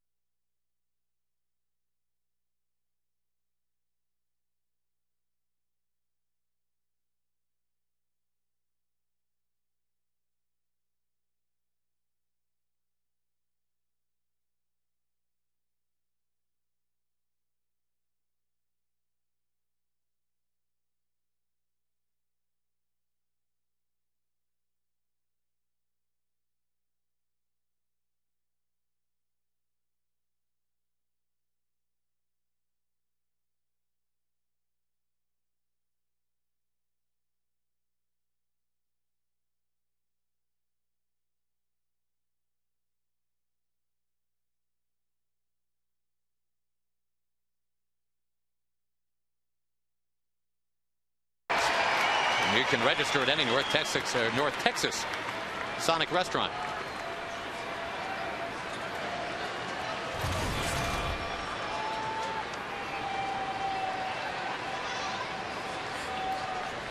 Marlon Byrd to get things going for the Rangers' bottom 6 on a night that has already gone very well. Not so much if your name is Walter Silva and you pitch for the San Diego Padres. He went 2 1/3, gave up 9 runs, 8 of them earned. He walked 4, he struck out 1. Well, Perdomo's come in and thrown the ball well. The first 2 hitters, Kinsler and Murphy, walked. and he gave up a solo shot to Blaylock.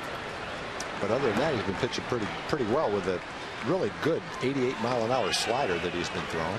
He is saving the rest of the bullpen, that's for sure.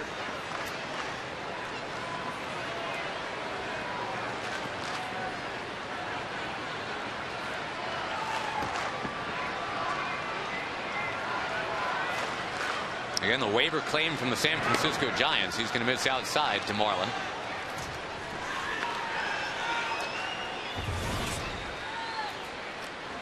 Firestone in-game box score for you. On a night where the Rangers are leading comfortably 10-2.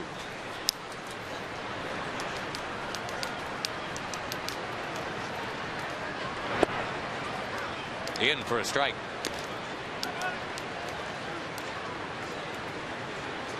Tomorrow, Derek Holland is on the mound. Sunday, it's going to be Matt Harrison. A couple of night games. Remember, it's the big dog parade on Sunday night.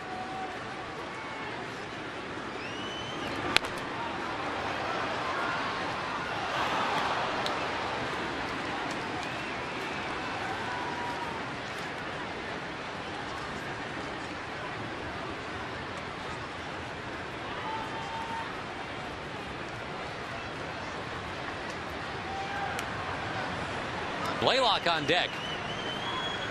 And Bird awaits the 2-2 delivery. Missing 3-2. Angels have taken the lead in Arizona 1-0. That game's in the second. That's with Jared Weaver on the mound tonight.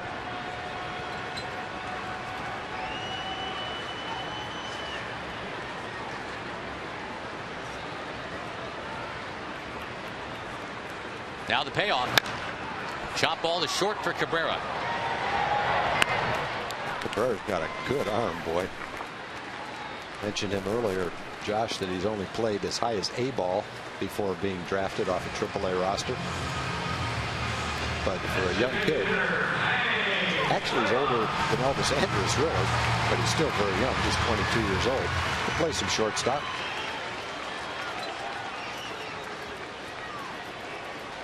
Now, what's with going down and grabbing the sand like that? I'm not sure, unless his hand is sweaty and he just wants to use it kind of like a rosin bag to dry his hand off. Blaylock to second base. Eckstein waits for Gonzalez to get over there and indeed makes that throw in time. Tigers lead the Astros tonight 4-2. That game is in the 6th inning as the Tigers are coming on. They're trying to make it 8 straight wins. Trying to open up a 6-game lead in the Central.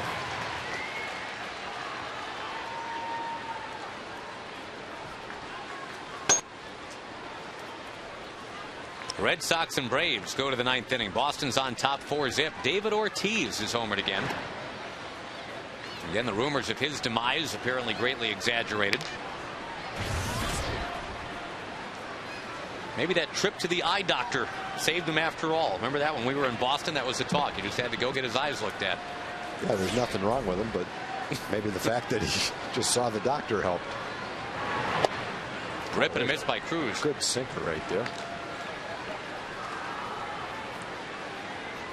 Yankees lead the Mets 4-1. 7th inning stretch at Citi Field.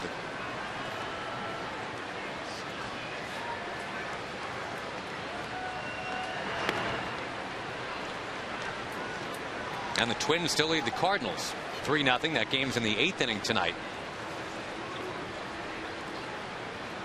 Twins are a team the Rangers won't see until after the All-Star break.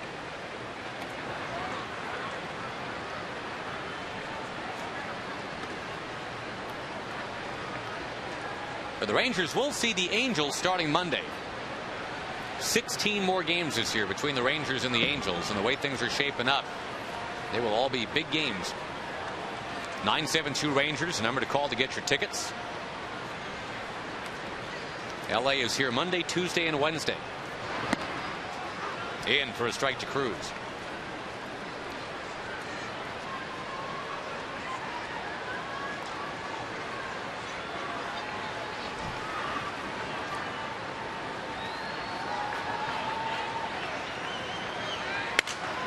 Busted bat, another one. Eckstein makes another play here. And that's 6 straight retired now by Perdomo. We'll go to the 7th inning in Arlington. 10-2 Rangers.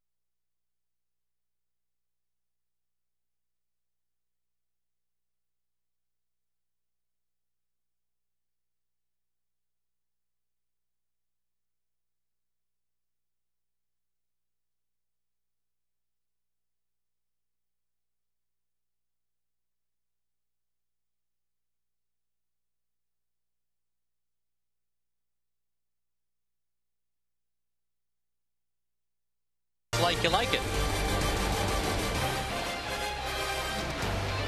Now the Rangers hammering San Diego tonight by the score of 10-2. Kevin Millwood, I'm sure, would be the first to say he wasn't completely in the best of ways all night tonight. He had that tough first inning, but boy, you look at the numbers at the end of the night, Tag, and you don't quarrel with him at all. 6 innings, 4 hits, 2 runs, 5 more strikeouts. I think one way to look at a starting pitcher is how does he pitch on the nights where he might not feel 100% or have pinpoint command of all his pitches. Let's face it, big league pitchers wouldn't be in the big leagues if they didn't have good stuff. And on the nights where you have your good stuff and good command, you're going to pitch a pretty good ball game, whether you're the first starter or the 5th starter. But how do you do on those other nights? How many of those nights does a pitcher have? Who knows? 6 or 7 times where you go out there, maybe a few more than that. How do you battle through those nights? If you do it like Kevin did with 112 pitches, battling through 6 innings and only give up 1 earned run, that's a sign of a pretty good pitcher right there.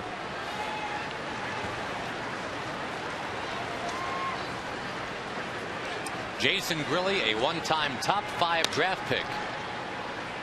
Here's Andrews, and he will get Eckstein. You know, and it's interesting that Andrews makes that play because David Eckstein, for all the great things that he is, I mean, the one thing that you always hear about him is, you know, much as you love the guy, he just doesn't have the arm to play shortstop like, for example, an Elvis Andrews can.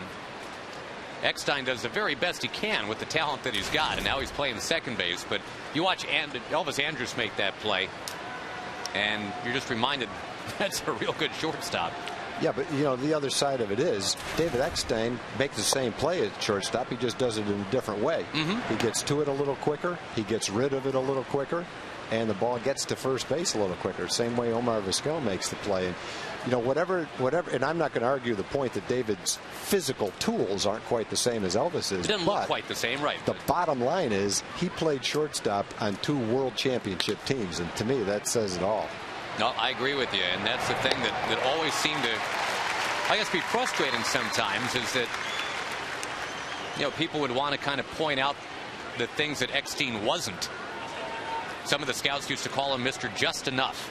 He would do enough to convince the Angels they should keep running him out there, but his skill set wasn't what the other American League shortstops had. I'm with you. He just compensated for whatever with incredible makeup, and he was a winner. Well, it's easy to scout a player like David Eckstein and say he doesn't have the tools to be a frontline big league shortstop.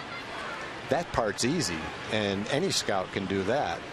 But the scout that can say, in spite of the fact that his tools may not measure up to a frontline everyday shortstop, I like the intangibles. I like what makes him tick.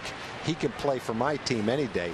That's the scout that you want to really respect, because he looks beyond what the stopwatch says, what his eyes say about someone's arm, and he measures the kid based on the intangibles that he has, and that to me distinguishes an average scout from a great scout. And a few years ago, when Sports Illustrated polled other major leaguers and asked who gets the most out of the least amount of talent, the runaway winner to that question was Eckstein, or something like 65% of his peers.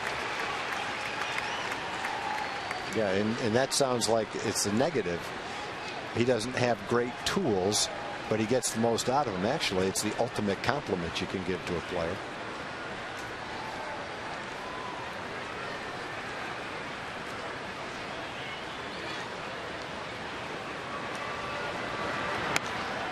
That ball fired out of play by Adrian Gonzalez. We've had a couple of emailers point out that his swing and his stance very reminiscent of Rafael Palmeiro's, and that's no accident, because that's the guy that he grew up wanting to be.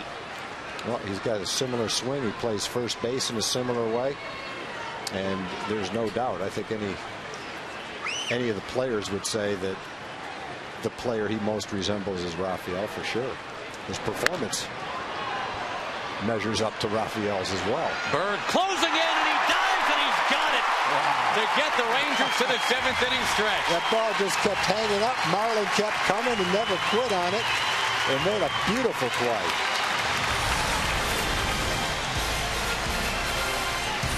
10-2 Rangers at the 7th inning stretch.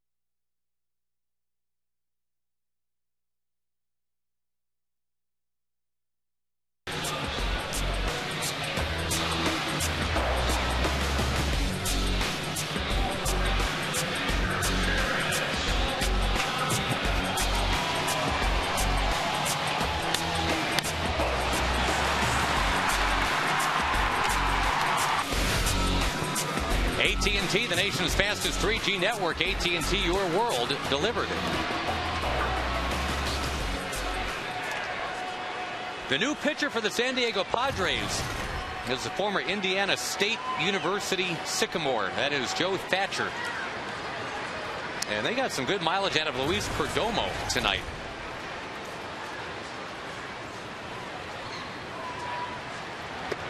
After Walter Silva went only 2 1/3, the next 3 2/3, it was Perdomo. Here are the numbers on Joe Thatcher from Kokomo, Indiana, originally. One-time Brewers prospect. Padres have also traded out Gonzalez's at first. Adrian's brother Edgar has taken over at first base as we go to the bottom of the 7th inning.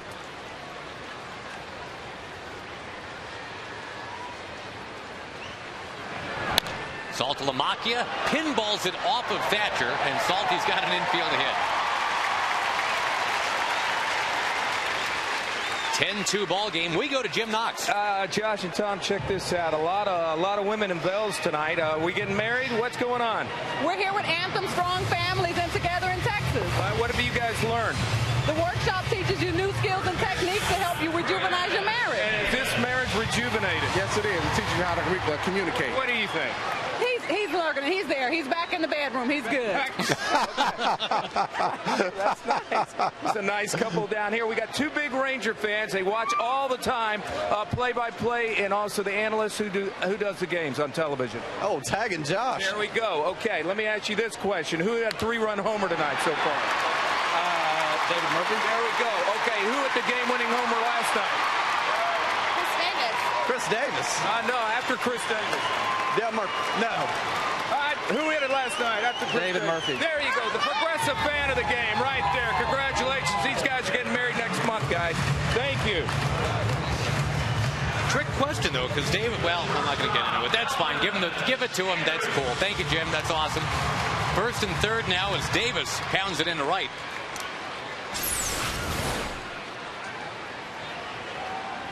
And Elvis Andrus will bat it. He's already been on 3 times tonight.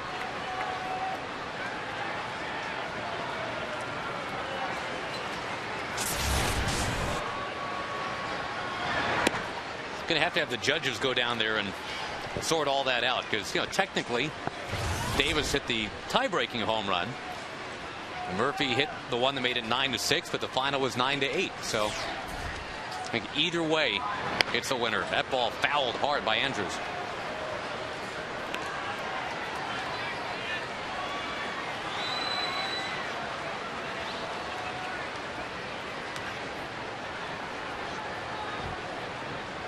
Two infield hits and a triple for Elvis this evening. He's got that batting average back close to 270 now.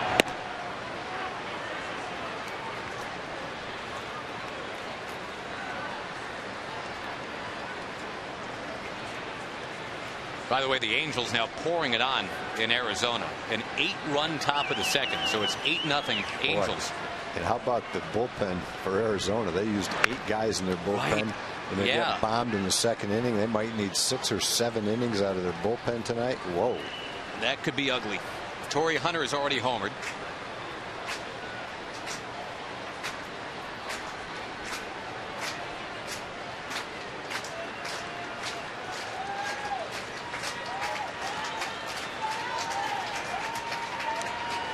Thatcher deals the 1-2. It's fouled by Elvis.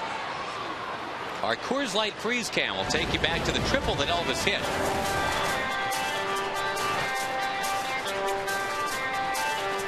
Close to it being an out, then it ends up being a triple. Yep. That's Cal Ripken at shortstop. It's an out. It's Elvis Andrus. It's probably an out. That ball is going to find left center field. 4 for 4 for Elvis tonight. It's 11-2. 3 straight hits off of Thatcher here in the bottom of the 7th inning.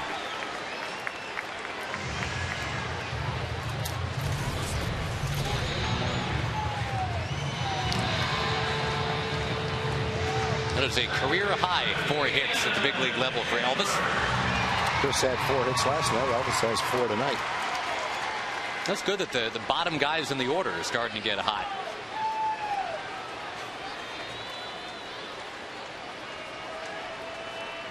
Two on for Kinsler.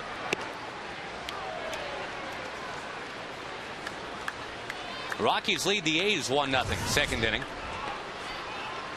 Marlins and Rays are still tied 3-3. They're in the bottom of the 8th. Fast one for a strike.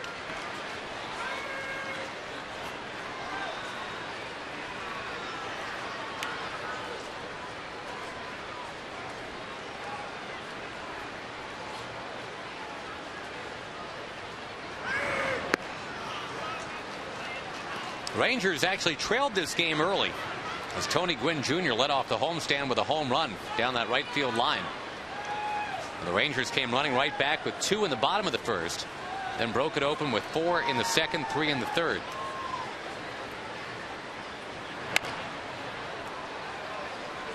Blaylock homered against Perdomo in the 4th inning. Now here in the 7th, Elvis Andrus has knocked in a run, so it's become 11-2.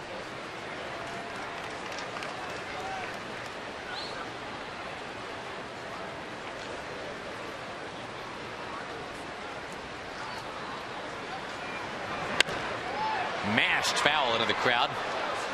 Crowd of 33,346 tonight.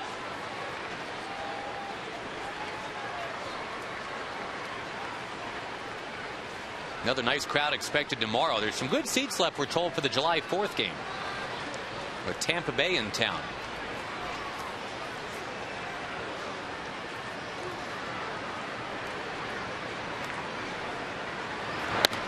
On the ground, past the mound, scoring in a center field base hit. And they are loaded up now. Nobody out for David Murphy. 4 straight singles off of Thatcher to open the 7th.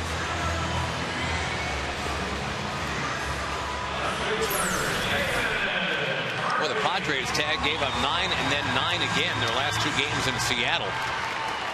They've already given up 11 tonight. Well, you know, when the ball is finding a hole, the game just goes so nicely. And those nights where those line drives are going right at somebody, you're not getting the man in. When you need the big hit, you can't get the hit with men in scoring position. But on nights like this, everything's falling in. Ground balls are finding holes. Bunts are end up being a base hit instead of a sacrifice. And then you mix in an occasional upper deck home run. That helps too. Not like the Rangers are lucky to have 11 runs, but you have to have some luck once you put the ball in play. Murphy's going to float one towards that line. And wow, what a catch by Gwynn into the corner. And Elvis is going to end up getting doubled off at second base.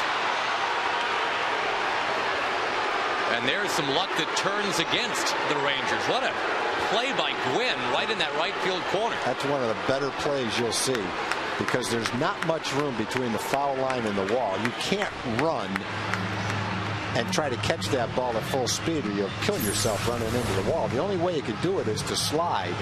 And so he slides on the warning track, still smashes into the wall, comes up, alertly throws to second base, and gets another out.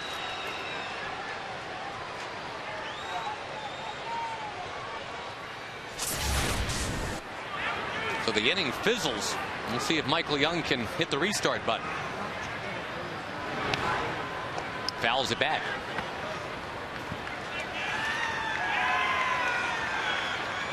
That's a weird one. David Murphy fouls out into a double play. Well, what Elvis was doing on that play is he had tagged up, ready to go to third base, anticipating that Saltalamacchia might tag up at third and try to score. He was a little surprised when he tagged up and went to third and saw that Jared did not tag up. I got to get back.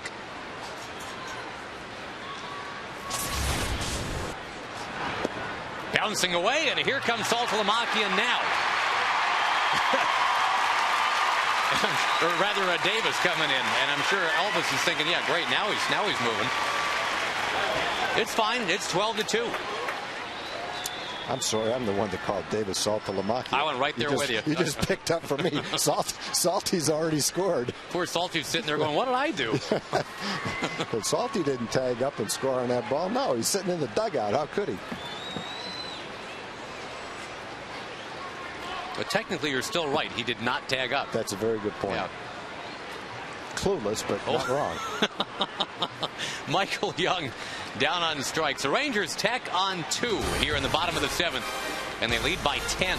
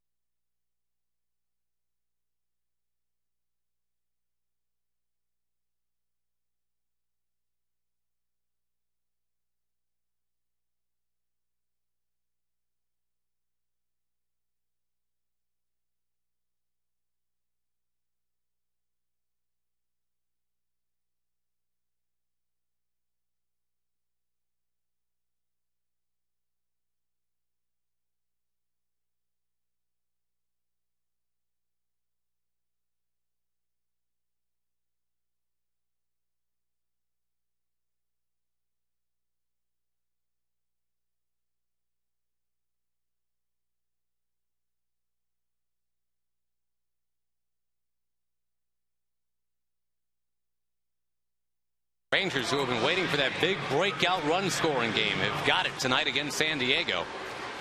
Willie Ayer is now out there taking over for Jason Grilli, who gave the Rangers one scoreless inning. Kevin Millwood gave the Rangers 6 innings tonight.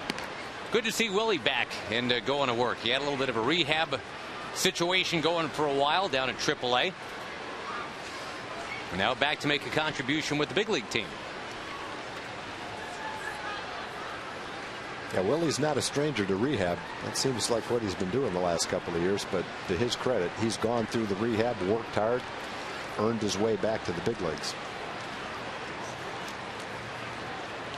The Utah native getting ready to tune it up against Kevin Kuzmanov.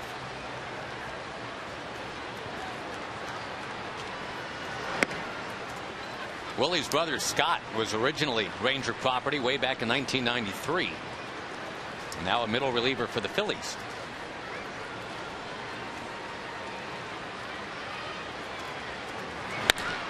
On the ground, a short for Elvis. 1 up, 1 down, top 8.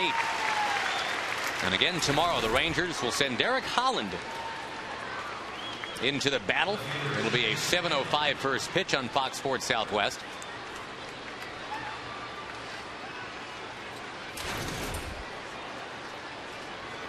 Padres stick around for a Sunday evening game.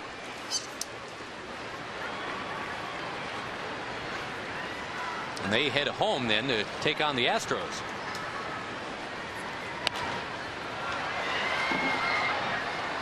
There's a foul by Chase Headley.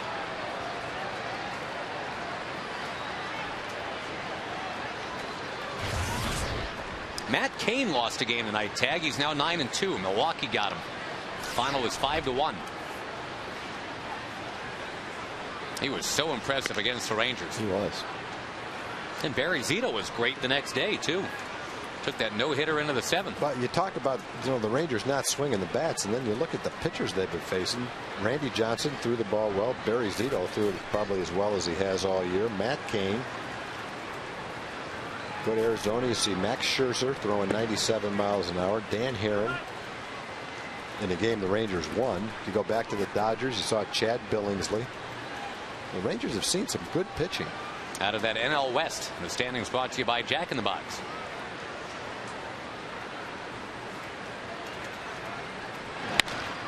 Headley sends one deep into left field. Murphy going back at the track.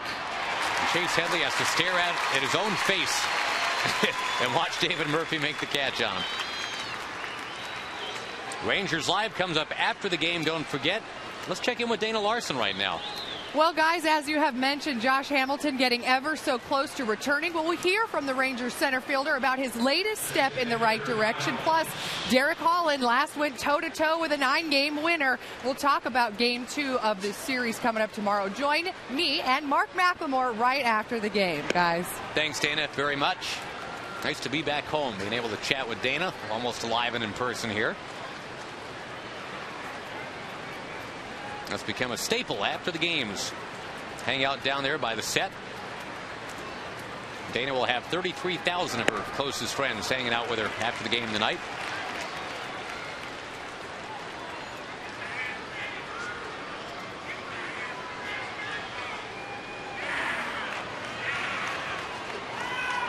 Big Kyle Blanks DHing.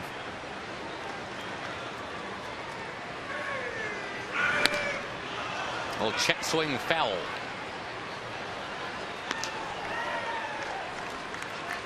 A couple of other finals trickling in. The Orioles over the Nationals 11-1. And the Yankees are leading the Mets 7-1 now in the 8th inning. A-Rod has a home run. That's number 11.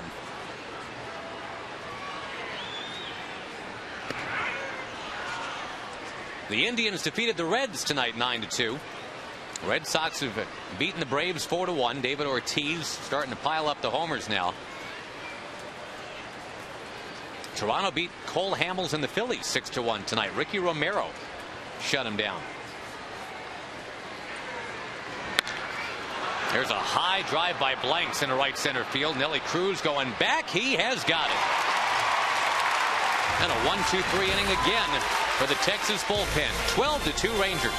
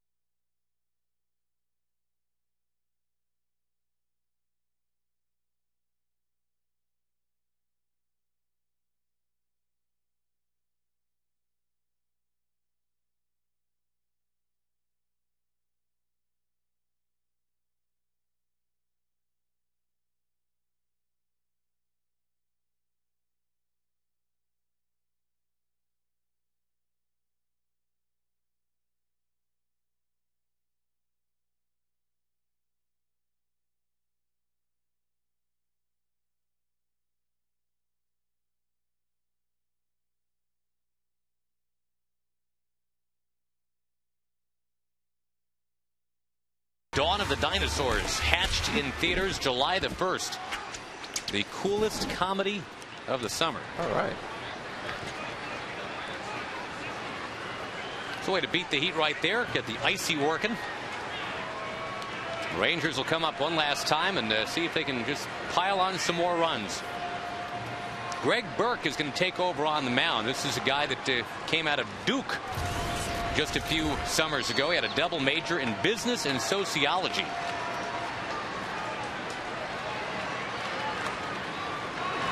And at Duke, which is not exactly known as a baseball hotbed anyway, a 13-26 record with an ERA of over 5 in his 4 years at Duke.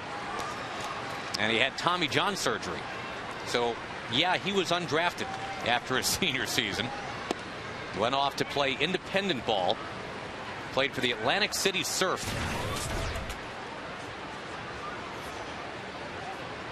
And just one of those guys, right, that pays his dues, chases the dream, and makes it happen. Yep. You have to give a lot of credit to those kids. The odds are stacked against them.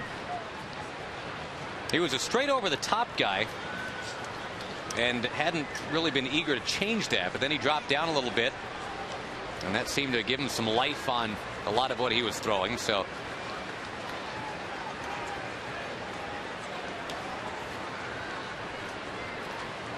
got a pretty good gig right now. Marlon Byrd sends one in the air to center. Hairston cruising back, and he's got it. That's that Vernon Wells style catch that we were just talking about the other day. Everybody kind of getting into that now. Just kind of peel back and kind of go cash off to the side like that.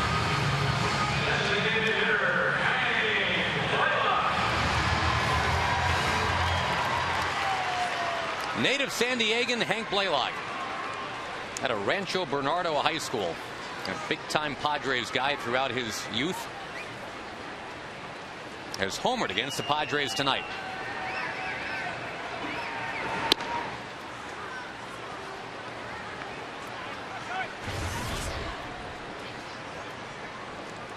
Appreciate all the emails tonight. Didn't get a chance to read too many. Apologize for that, but it's amazing how many emails tonight still have to do with the "what would you do for $1 million" game from late last night. Every time I walked in the press dining room, someone was talking about that tonight. We established very late last night that even for $10 million, Tom Grieve would not get a neck tattoo. No, but I did acknowledge that I'd have a decision to make if someone actually slapped down the $10 million in front of me. It's easy to say that hypothetically. So if somebody wheeled out a big treasure chest filled to the brim with $100 bills, I'd have a decision to make. Yeah. I don't anticipate that happening. No. So in the meantime, I'll say no, I won't take the money. I don't have access to that treasure chest to wheel it out. Point is, I really don't want a neck tattoo. No, and I think they look great on the guys that have them. I don't have anything against people that like to have a neck tattoo. It just doesn't work for me. I would actually agree that it doesn't work for you.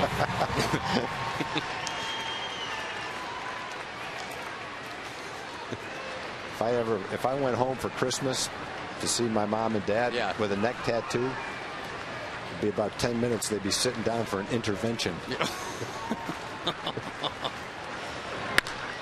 Nelson Cruz sends one to center field. Hairston, whoa, reaching out, making the play, inning over.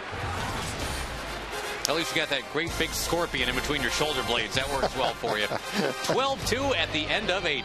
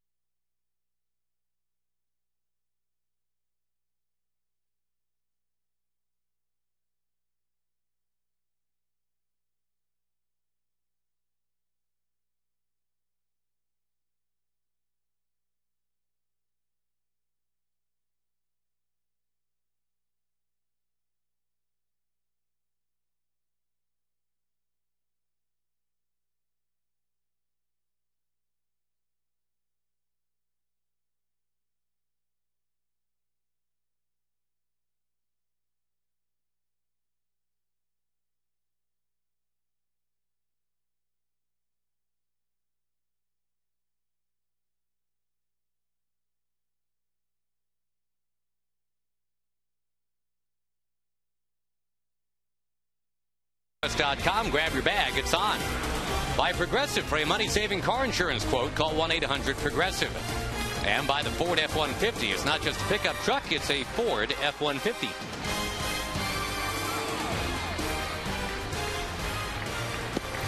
Doug Mathis takes over now, trying to get the Rangers at 12-2 win. 3 more outs to get here. The Rangers got 6 from Kevin Millwood tonight. Then Grilly for an inning, Willie Air for an inning, and now Mathis.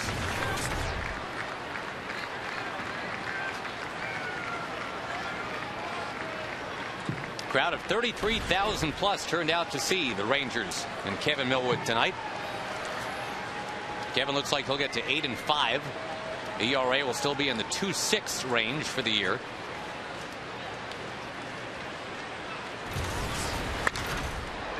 Very first pitch of the inning, there's Alfonso driving it deep. And Marlon Byrd has got it. It's a long out. Ranger defense has been pretty good all night. The Home Depot presents doing more on defense. Michael Young very strong at third base tonight, Tag. Yeah, at this stage of the game, that was a pretty big play. If that ball gets by Michael, it's still a close ball game then. Doesn't necessarily mean the outcome of the game would have changed, but nevertheless, as far as Kevin Millwood's concerned, that was a big play. And a tough play, too. Good hustle by Michael to make that play. All right, we'll see if Cabrera can get barely grazed by a pitch now for the third straight at bat.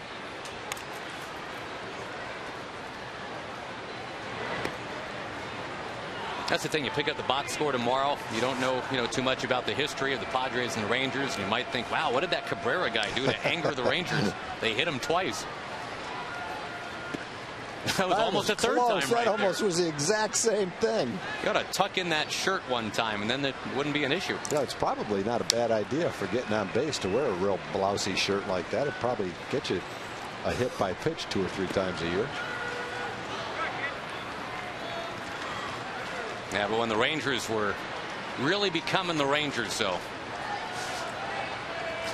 it was a painted-on jerseys. Nobody was blousing it up like that. Canseco didn't blouse it up like that. No, he didn't. Neither did Julio Franco.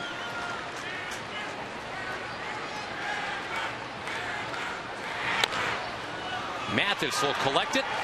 Fire to first. 2 down. Tomorrow night, the Michael Young jerseys for the first 7,500 kids, 13 and under. 972 Rangers, the number to call to make sure you've got your tickets. Very nice. Compliments of our friends at Coca-Cola.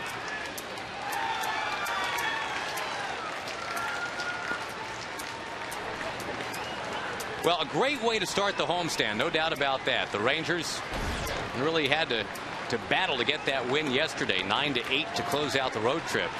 This one was a little easier tonight. Kevin Millwood will win for the 8th time here in 2009.